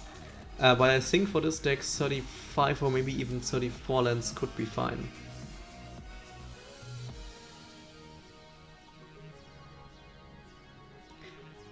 Okay, now. Yeah, this should be fine.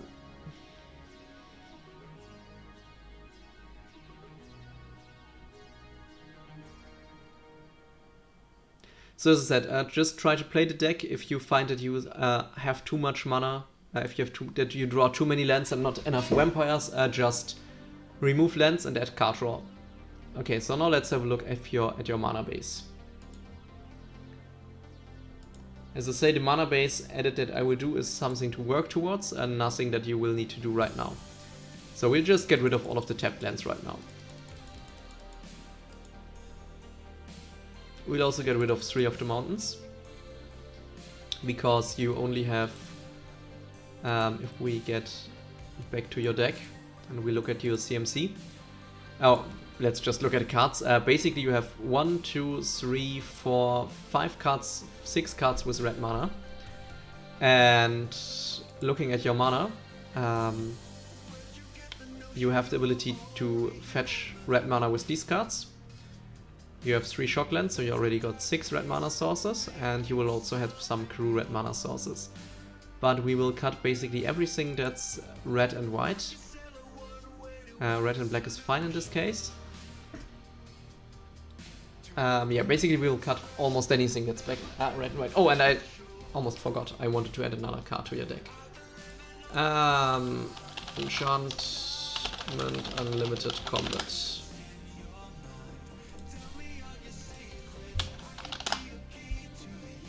Yeah, Breath of Fury to write this one. So Breath of Fury, we will need to cut another card and...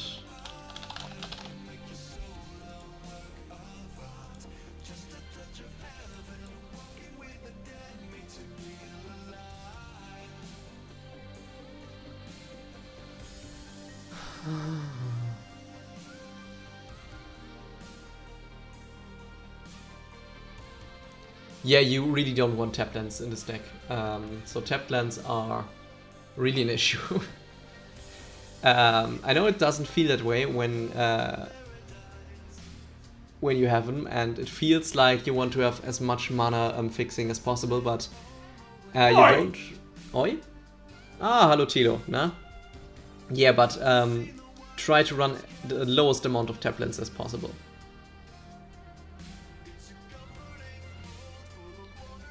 Okay, now let's have a look here. Okay, let's first have a look at the special decks. On the special lands, sorry, maybe I'm forgetting some special lands, so we'll just have a quick look here. Because this side is great to keep things in mind. Oh yeah, right, Urbok coffers.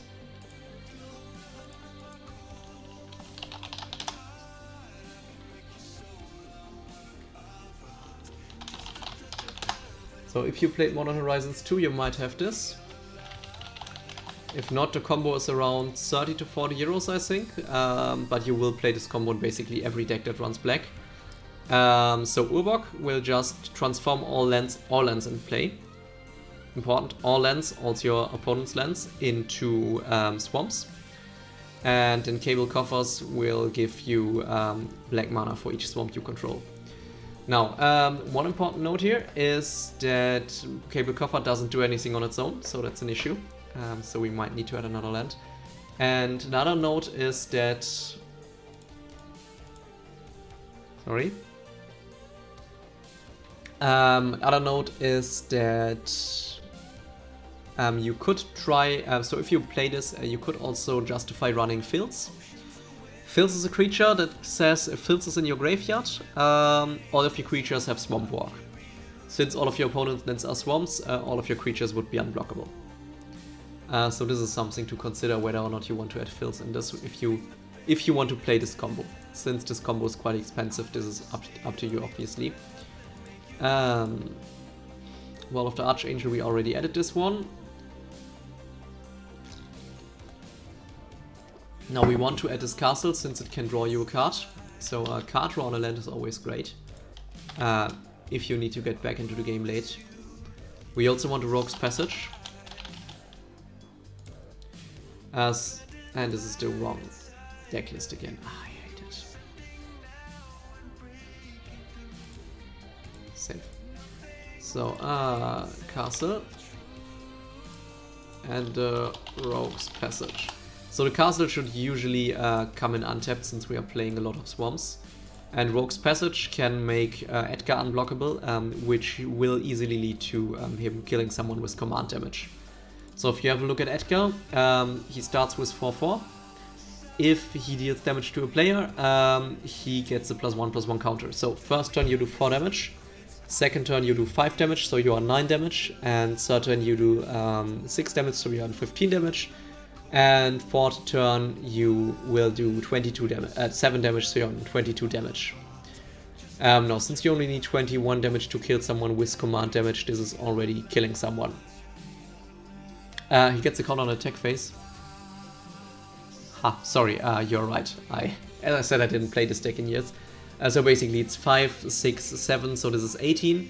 If you've just one pump spell, for example, if you have giving him +1/+1, first time is 6, then 7, then 8, this is already 21 damage, so he can easily kill someone in 3 strikes. Possibly 2, if you have some synergies going on. But yeah, you can quite easily kill someone in 3 strikes. I see you're discovering my sound alerts, Roskin. And issue with 3 strikes is obviously that Edgar doesn't have any evasion. And Rogue's Passage allows you to just tap 4 mana and... where is it? Here. To just tap 4 mana and make him unblockable. And yeah. Funny side note, you can also use this on your opponent's creatures. So let's say it's late game and some opponent has built up a combo with some card that says... or you'll probably get these deals at your table. Hey, you attack me, I block you, we both get something from it because your creature says whenever it attacks, my creature says whenever it blocks. You can just make his creature unblockable to not be blocked. So this is something that you can do with Rogue's Passage. We will increase the swamp count significantly. And we will also increase the plains count. So we already have 34 cards here.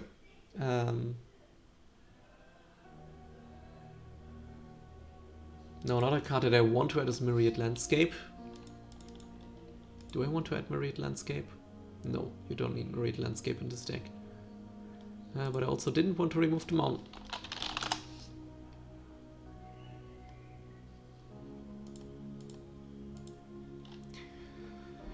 Now, is there anything else I'm forgetting at the moment?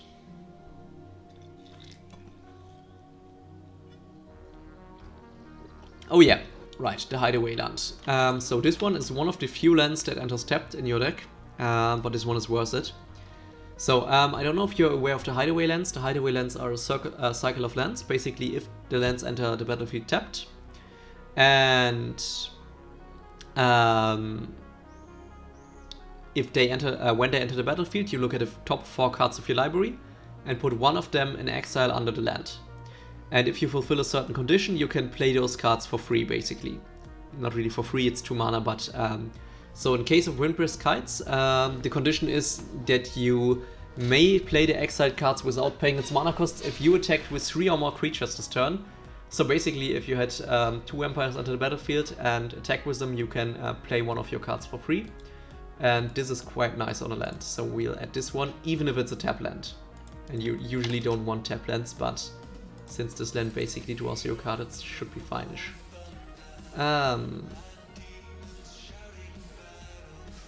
So let's have a look at our other lands that we may want to add. So Path of Ancestry is one of the few other lands that I would consider, because it lets you scry and filter away lands that you don't want to have. But let's just ignore it for the moment. Yeah, we will also remove... I just realized we will remove some of the Karoo lands. And I think we will remove the Rakdos Canorium. So you just have 1 Karoo land, because this one is also tapped. So this one is utility. This one is also utility. I don't know, do you really need Cable Coffers? Do you have any cards that profit from having infinite mana?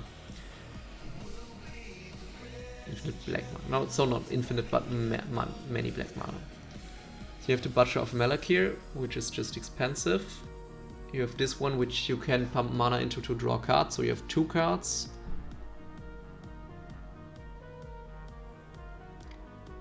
You have this one, which you can pump mana into to draw 2 cards, so you have 3 cards.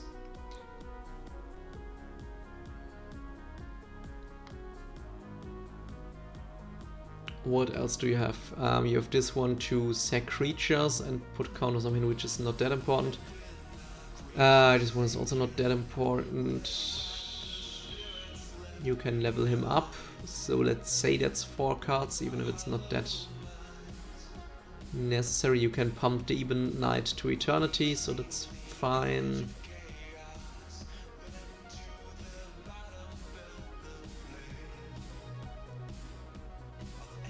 Yeah, the Etching of the Chosen is nice to have a lot of mana for. Yeah, I'm not sure if this combo is really necessary, to be honest. Maybe if you make a draw outlet. So if you had something like...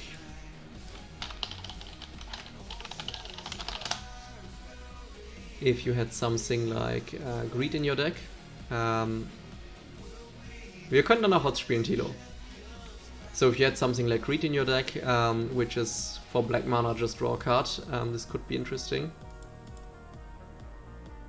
I mean, it's also... Did we remove... No, we have Phyrexian Rebirth in here. So yeah, we'll leave the combo in here. It should be fine.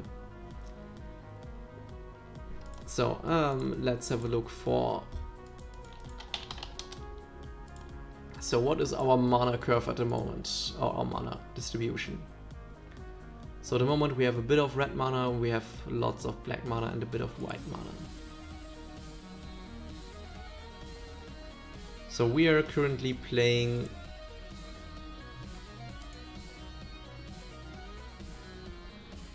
$15 basic lands.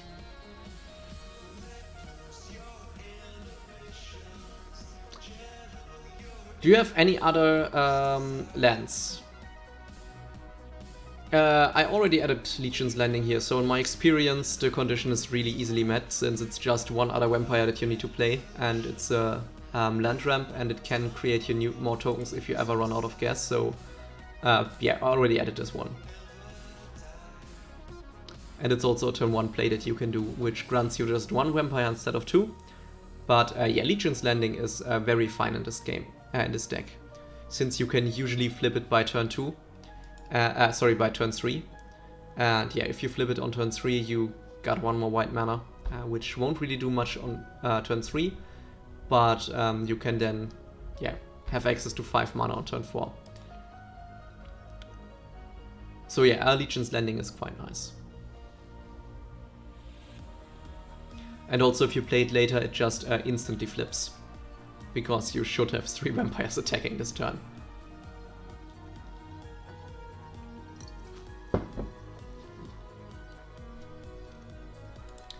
Now the only question is, do we want to have any more special lands in here, or do we want to have...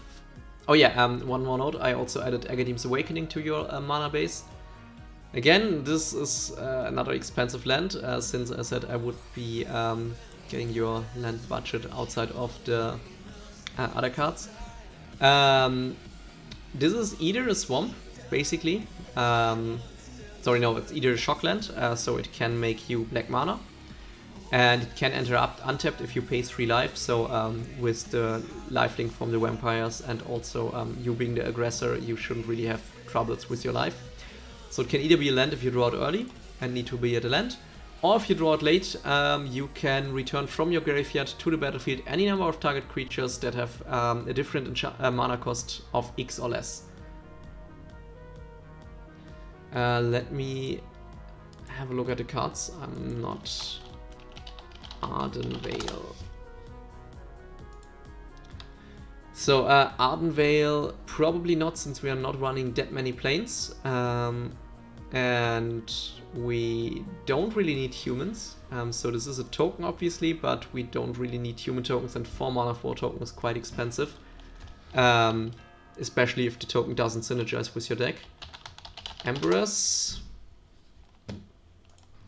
So for red, the issue is that we are really not running that many red cards, so you won't be able to trigger this card, since it has double red, and you probably won't have double red available to you all game.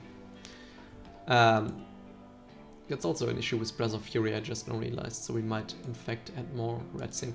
And one thing that I thought about is there's a land that actually gives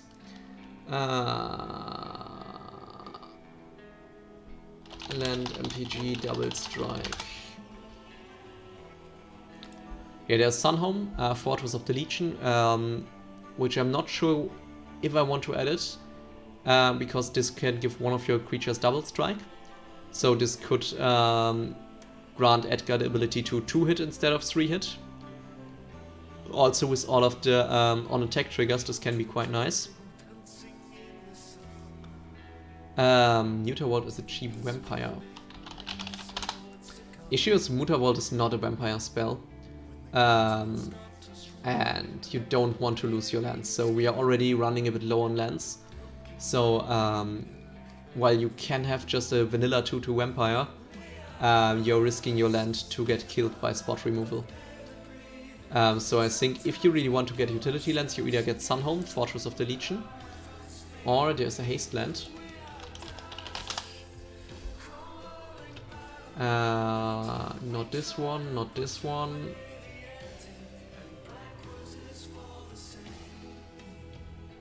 Yeah, I think Slayer Stronghold is the one I'm thinking about. But I'm also not quite sold on this one.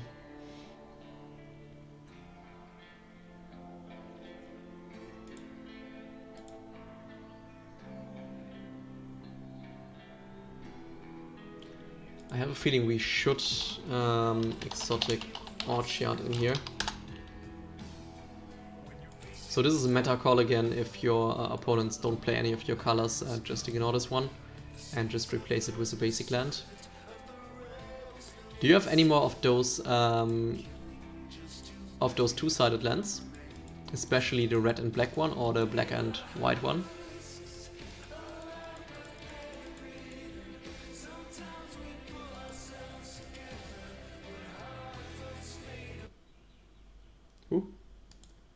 YouTube just realized that I hadn't clicked on it long enough and it isn't allowed to play ads. So other than that, I think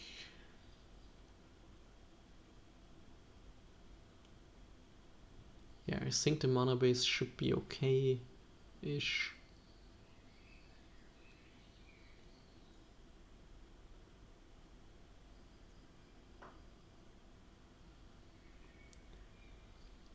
Okay, what you could consider is...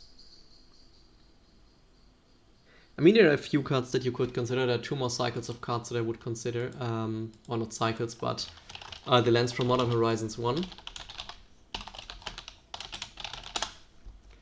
So there are 2 types of lands. First of all, the Prismatic Vista. This one would be another fetch land that is expensive, I think. Or is it expensive? I have no clue it was expensive back then. Prismatic Vista. Yeah, it's 20 euros. So basically this is a fetch land that fetches any basic land type. You have all of the double-sided lands, okay, then to not stretch your budget even further, I would just put them in here. Double-sided lands, MTG. So just to give you an idea of what I just want to say. So first of all, Prismatic Vista. So this one could easily fetch you all of your colors. And the other thing are these sacrifice lands, so Sunbaked Canyon and Silent Clearing. And these will allow you to basically get the mana, get 2 colors of mana for 1 life each time. Again, life shouldn't be much of an issue since you are the aggressor in your matchup. And you can also sacrifice this in the late game to draw a card if you need to refill your hand later on. But if you don't have any of those, since those are all at a price tag, we'll just use the double-sided lands.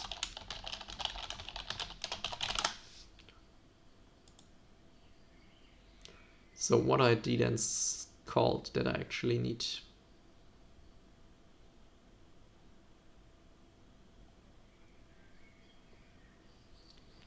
What are the lands called?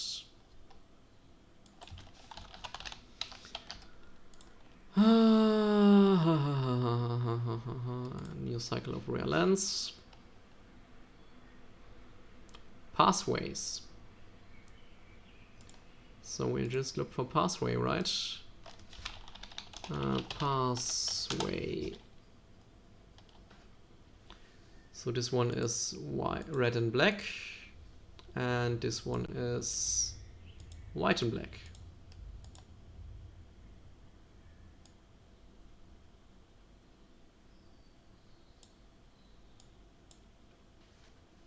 Yeah, pathway.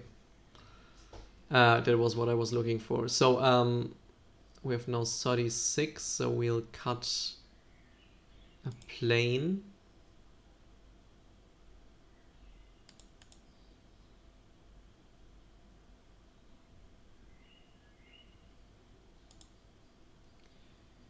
And wait, why?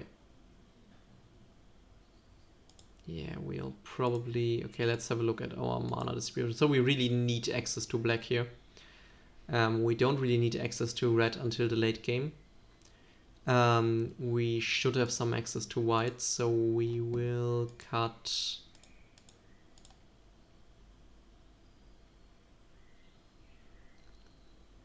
I think we'll still cut a black card, right? Yes. I mean, more than half of your cards produce black mana, so we'll still cut a swamp. So let's export this. Let's copy this to the clipboard. No.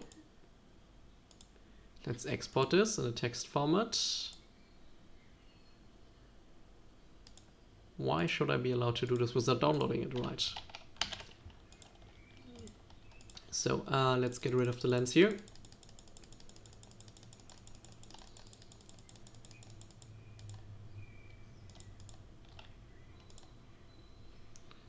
And let's add something here.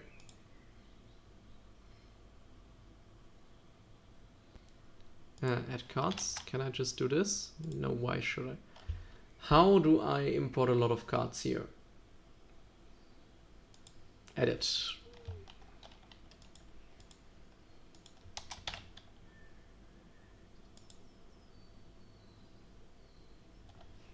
Yeah, there was the edit button. Thank you, I'm Brady. It seems. Uh-oh. Okay, I just added Markov, another.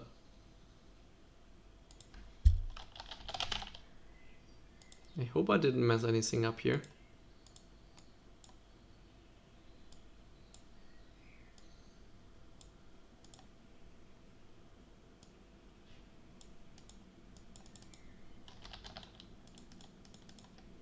Okay,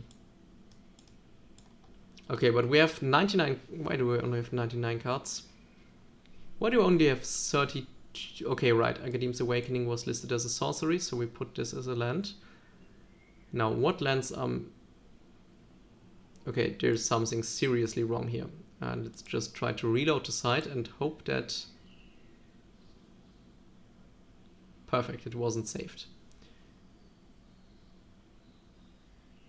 Oh fuck, it wasn't saved in quite a while, right? No, okay, it's just a 35. Oh yeah, no, we need... I hate the site sometimes. It's so buggy. Okay, what did we take out? No, wait, it's... What did we take out?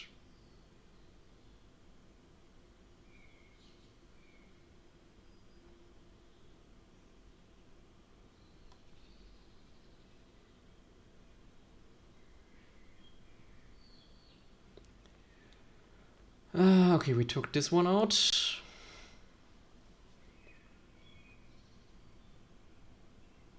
This is really frustrating with using this site, that it sometimes doesn't save your changes and also doesn't give you a version history. And it's just buggy. Now I have no clue what we just did for the last half an hour or so.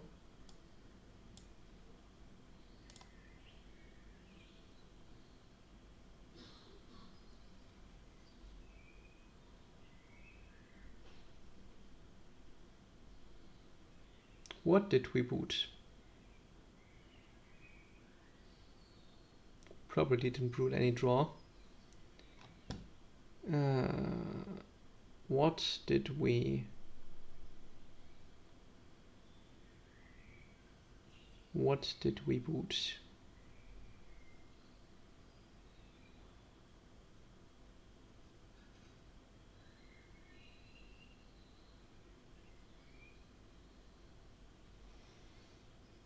Oh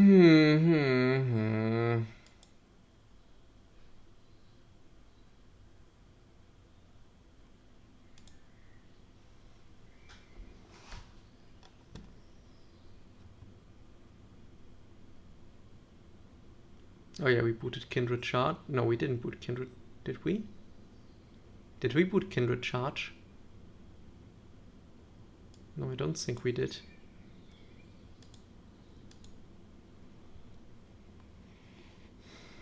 Okay, let's just copy this deck, name this one Edgar Markov Final, and try to import the lands again before something else goes wrong. And then we can make the last adjustments. So settings, Markov Final, save changes, and now let's try to import the lands.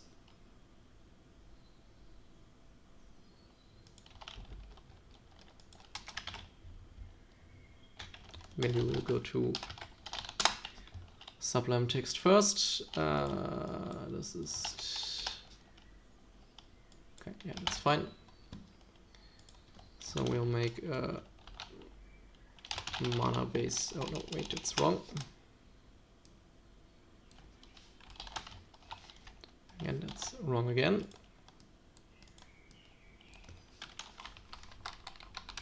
Ah. So how should it look like?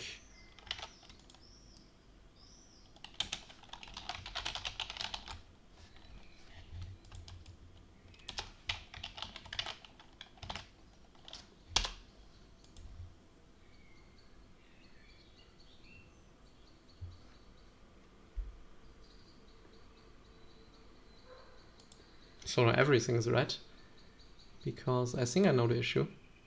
Okay, let's just reload the site. And let's try to edit this again. And I think I'm adding another Markov here. Edgar Markov. Here he is. Edgar Markov. Here's the other one. Wait, let's undo this. Edgar Markov. Not this one, but this one. And we also want to edit the swarms. The 35 swarms right here. Save changes. I did boot Kindred Charge, okay. Syntax error. Yahini, Agadeem's Awakening. Okay, Yahini and Agadeem's Awakening are missing. So let's just have a look here on whether they are really missing. Sec outlet, yes, they are really missing. Yahini, Undying Partisan. So we just remove Manatem again, I guess. And also Agadeem's Awakening. Crypt of Agadeem. No.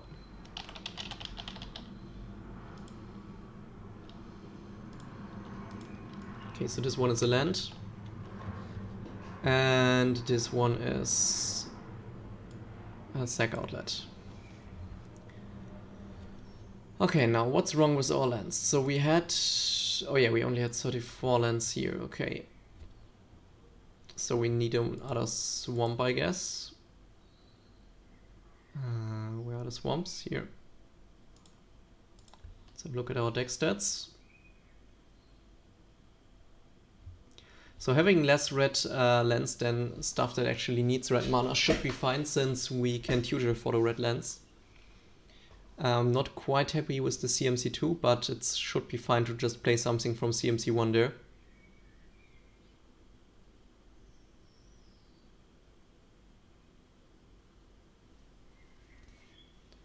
What do you mean with, it seems I need to work on putting together something more consistent?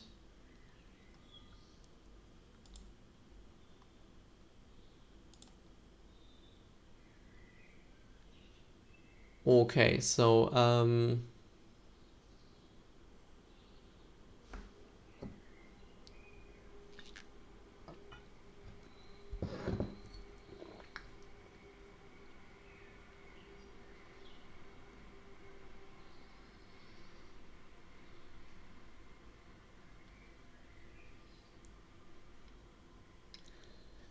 yeah, you had some win conditions, but everything didn't work together. So basically your last deck had the issue that you wanted to play it as an aristocrat deck, but you had no Sec outlets. So if I just pull up your Discord, let's see this one. That's why I try. So I try to keep in tune with the Sec theme, at least a bit, so you still have this. Because I figured you wanted the Sec theme to happen. So your original was with Blood Artist, Falconrod Noble, and or his +1/+1. And basically Blood Artist and Falconrod Noble didn't do anything for you because you couldn't kill your own creatures. Now I added some ways to kill your own creatures off, if you need to. But usually you will do this to trigger some effects or in response to removal. And yeah, should be fine this way. So as I said, your mana base may be a little bit low with 34 lands, but we also really culled your curve. And I'm still not sold on... The thing is, you only have 33 lands really. Since Cable Coffers, you shouldn't count Cable Coffers as a land, because it doesn't do anything on its own.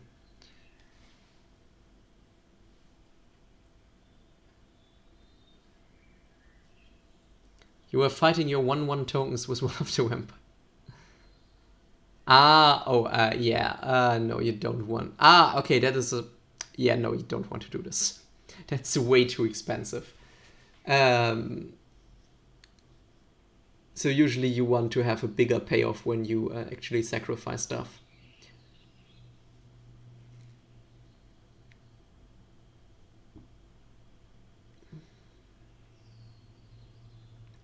So this should be a half-decent aggressive deck.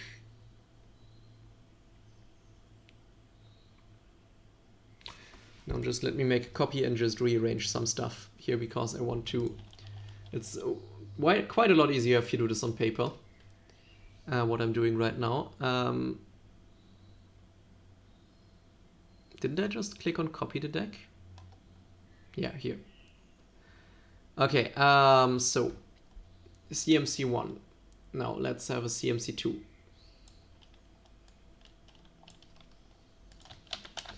So basically I'm just interested on what you want to play when. CMC2, because you don't want to play all of your cards on the CMC that are actually listed on. So for example, you can play this one on CMC1, even if it's not aggressive, but you probably won't play a Blood-Crazed Paladin on CMC2, you would rather keep him in hand. So this one is fine to play on CMC3. Because your mana curve that this guide shows you and your actual mana curve is different. So this one is CMC not 2 but 3. This one is 3, even though it will probably eat some removal. Yahini, you can safely play him on 3.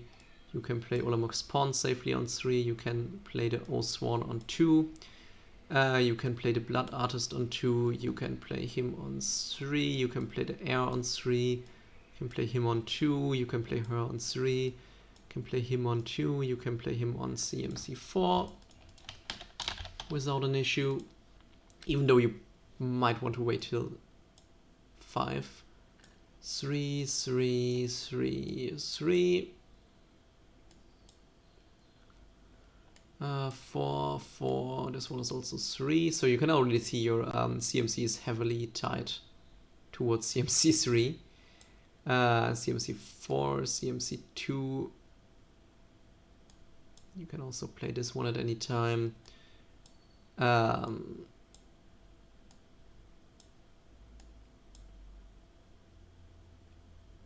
Yeah, the thing with Markov really is that you want to play, you want to get your tokens early, so you need to cheap vampires to get your tokens out. So this one is CMC 5 plus. Oh, Süße, du bist wach? Ja, komm rein. Kann man bei dem Programm auch F11 machen, so dass du halt Vollbild hast, dass man nicht so viele Tabs sieht, dann hast du mehr von den Bildern, von den Karten. So? Kann ich tun.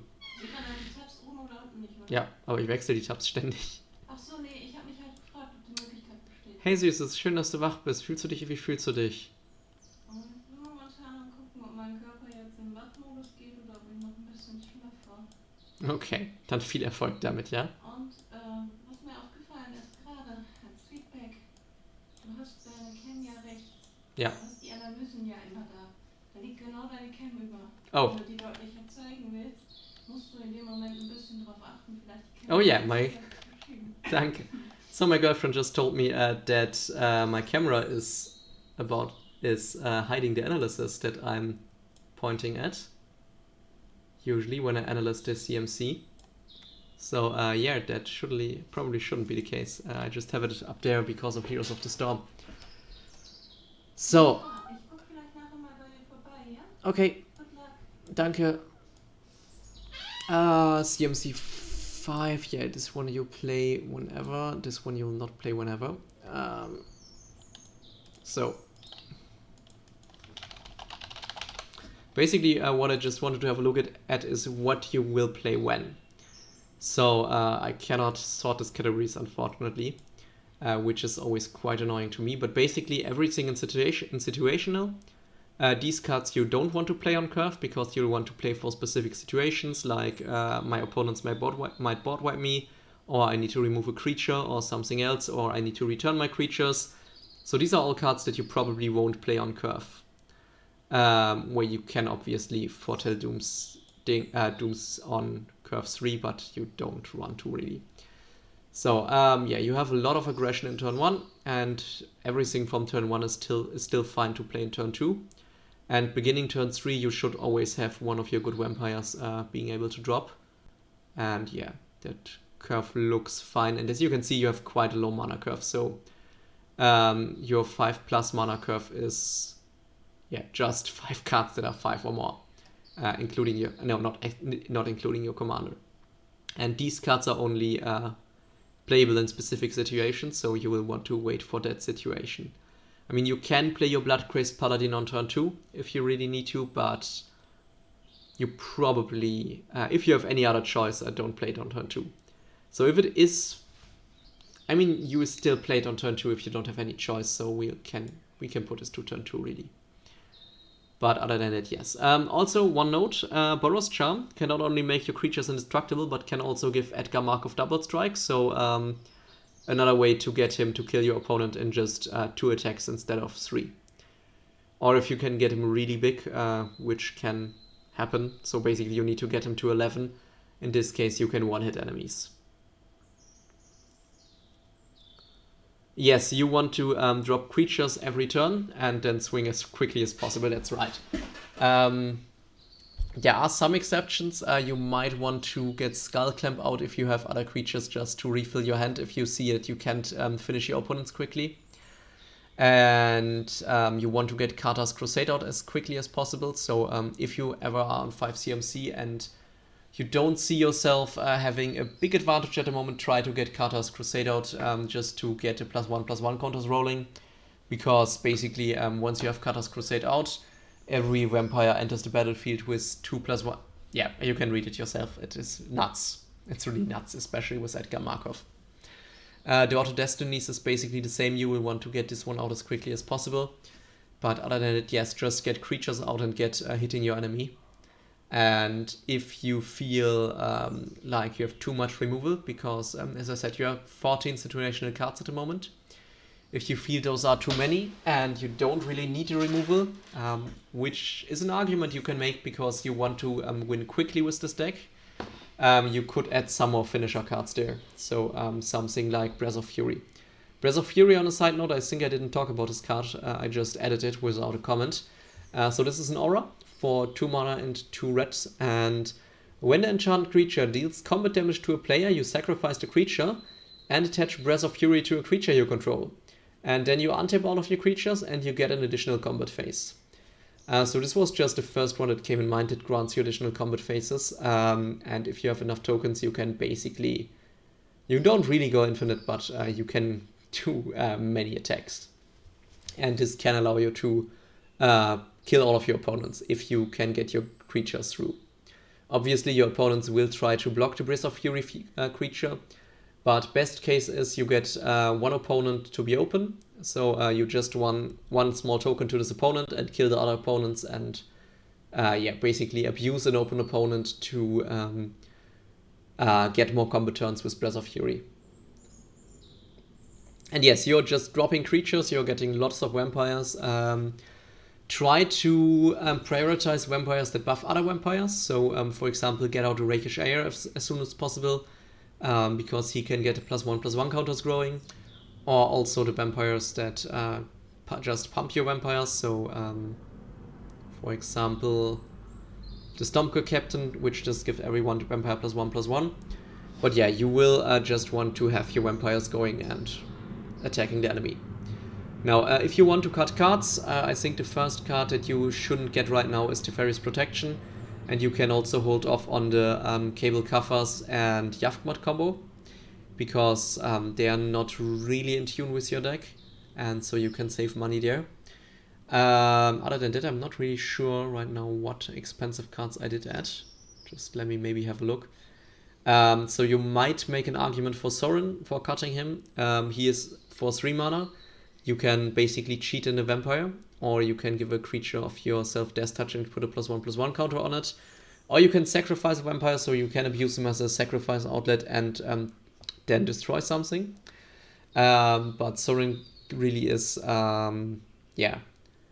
is really benefiting more, is really more of a benefit to vampire decks that play big vampires rather than yours. So you could make an argument to cut Sorin if you have issues with the budget.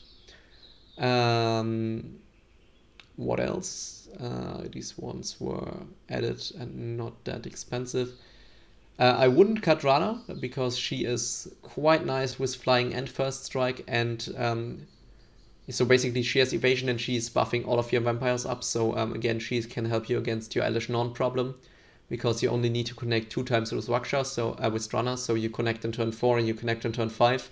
And then you are safe from Elish Norn with the tokens that already existed on turn 4, because then those tokens will have a toughness of 3 due to the +1/+1 counters. What else did we add? What's expensive? That was already in. Kata's Crusade, I wouldn't skip on this one. It's just very strong. Now, what else did we add?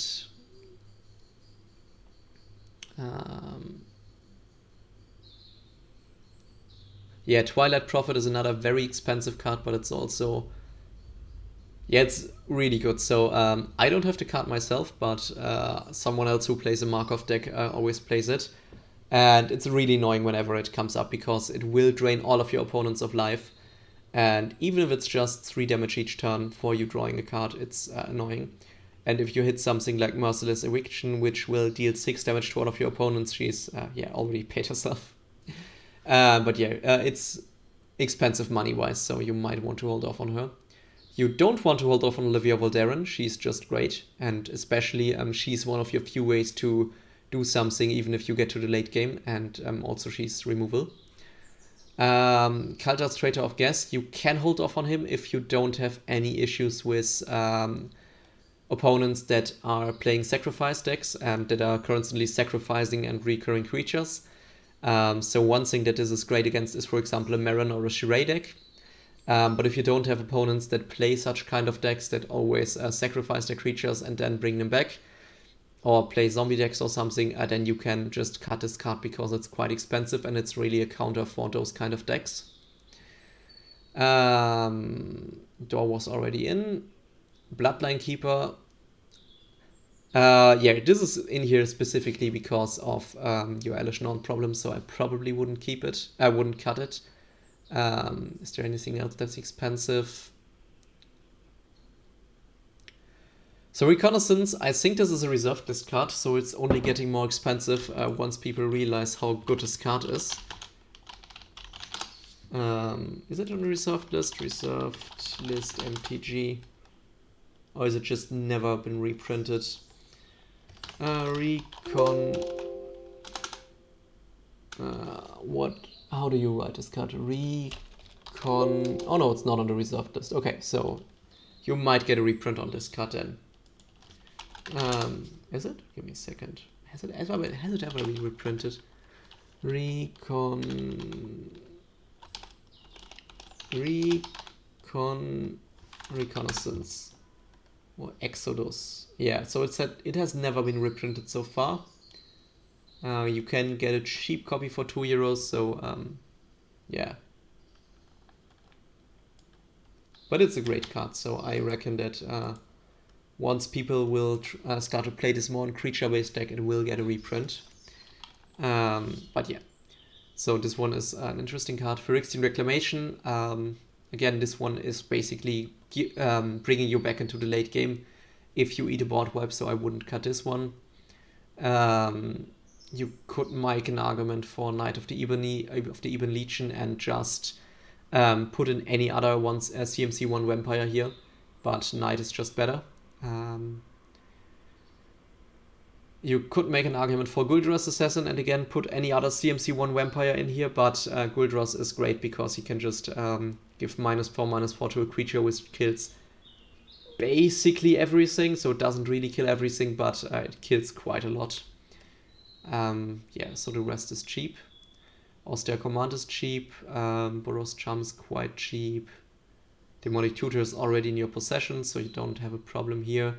You could cut Flawless Maneuver and put in Rootborn Defenses instead, because it does the same except for the mana cost reduction, but yeah, basically this one is just better if you have your commander. Bloodgast as free sec food. Just let me pull up the card. I think it says when you have a swamp. No, as an enter the battlefield effect, right? I think it's as an enter the battlefield effect, right? Sorry, as a landfall effect, Bloodgast. I think it's if you have landfall, return it to the battlefield.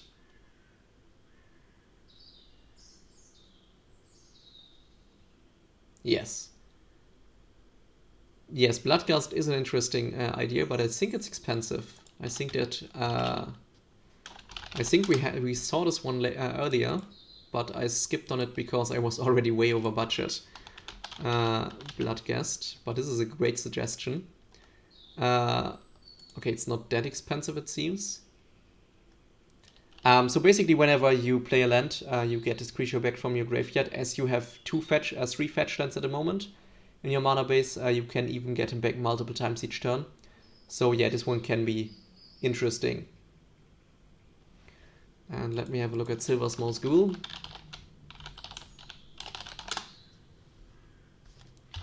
Silver's Mode. Silver Pine Ghoul. Yeah, this one is interesting. Oh, it's a I never realized this one was a vampire. Now, how much life gain do you have? How many cards do you have that actually have life gain?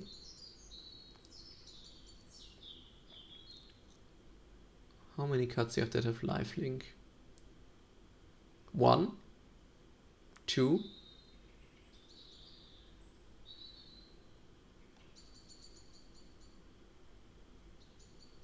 3,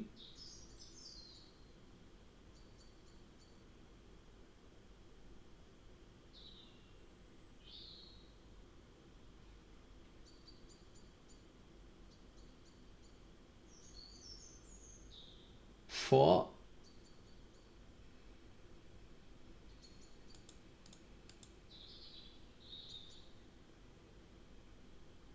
5, 6, 7, 8, 9. Yeah, of 9 cards, so that's...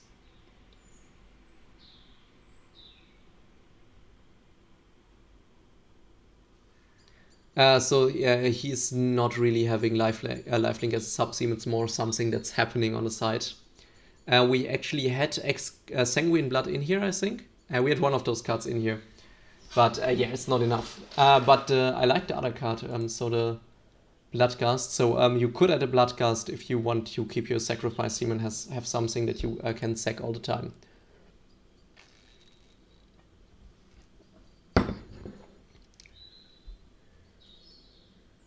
And also, most of the cards will not gain him 3 life, but just 1 or 2 life until they are pumped. The issue here is that if he's on the beatdown, he doesn't want to sacrifice the Silver Smart Ghoul. And if he's in a bad position, he won't have life gain. So this card is a bit... yeah, this card basically has the worst of both. Sorry, I need to find the correct... I'm not quite sure how I should express it in English, damn it. But yeah, basically, when you want to sacrifice him and get him back, you won't have the life gain. And when you have the life gain, you don't want to sacrifice him because you're on the beatdown and you want to kill your opponent. So yeah, I think we have your deck. I'll just post it to you and save it again. So as I said, the mana base is, aside from the budget, since you will be able to keep those. If you have the feeling that the mana base, that you have too much mana or not enough mana, just cut or add some more basic lands. Or maybe even if you just cut the double lands, depending on whether or not your meta does play non-basic land hate. Yeah, sure, if you have a life gain sub-theme, yes, but we try to get his deck as aggressive as possible. So as you can see on the CMC curve, yeah, this deck should be quite fast to beat its opponents down.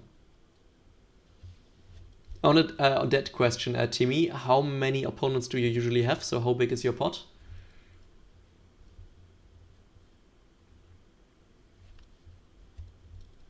I hope the answer is not 5 or 6.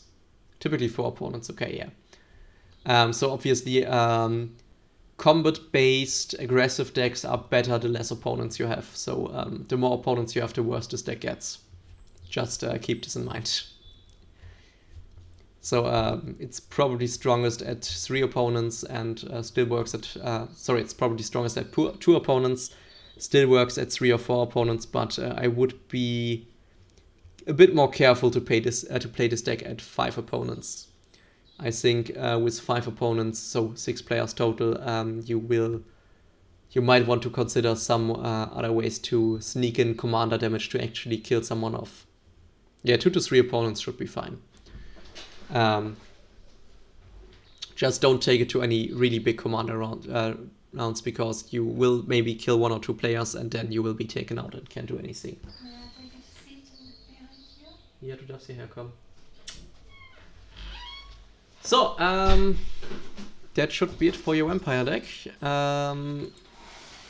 I won't write it all up for you because you just listened to everything. If you have any question, feel free to just contact me and ask me. Once you're finished here and you want to delete this chat, you can close this by writing close. So just exclamation mark close in here. And this will allow you to close this workshop. And yes, I think with this we are done. One more note for you: if you want to be mean to your opponents and assuming they play similar mana bases to you, so let's just open up your deck from the beginning.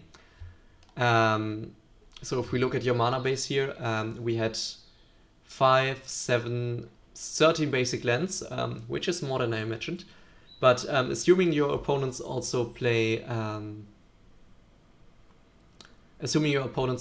lot of non-basic lands, you could always think about a Blood Moon. In case you don't know the card, Blood Moon. Blood Moon MTG. So Blood Moon is an enchantment, and this enchantment says all non-basic lands are mountains.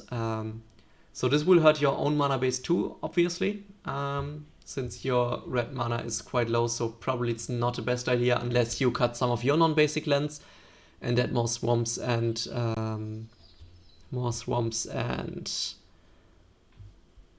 planes for it. But yeah, this is just something to keep in mind if your player base is playing heavily non-basic lands, so you can penalize that. And there was another suggestion, Psychotic Fury.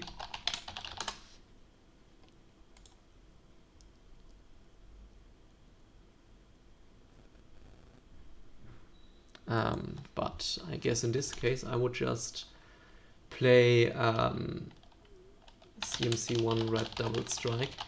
I mean, this draws you a card, but I think if I want to have a double strike combat trick, I want this one, Assault Strike, since this will also work with the where do we have it?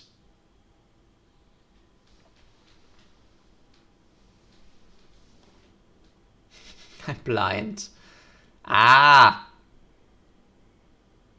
Where is it here?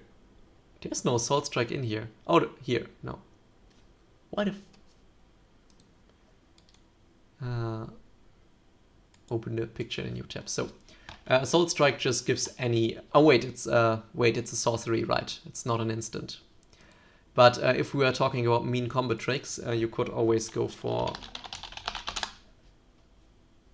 Tainted Strike. So this is a card that I really like to run in decks that include black, if I know I'm playing with opponents that are fine with being one-hitted, which is not everyone.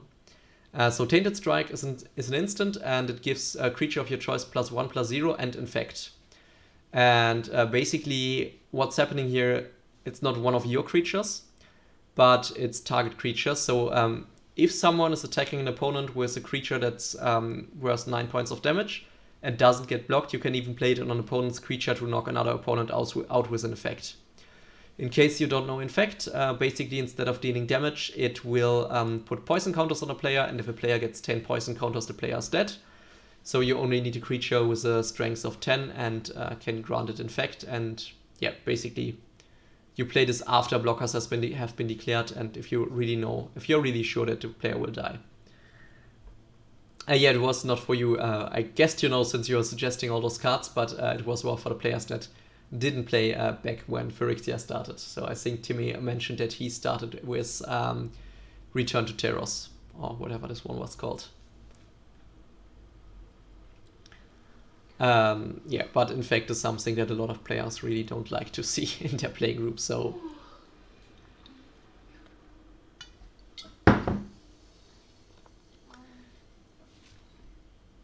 So, with that I think I will finish with Magic. I will play Heroes of the Storm next.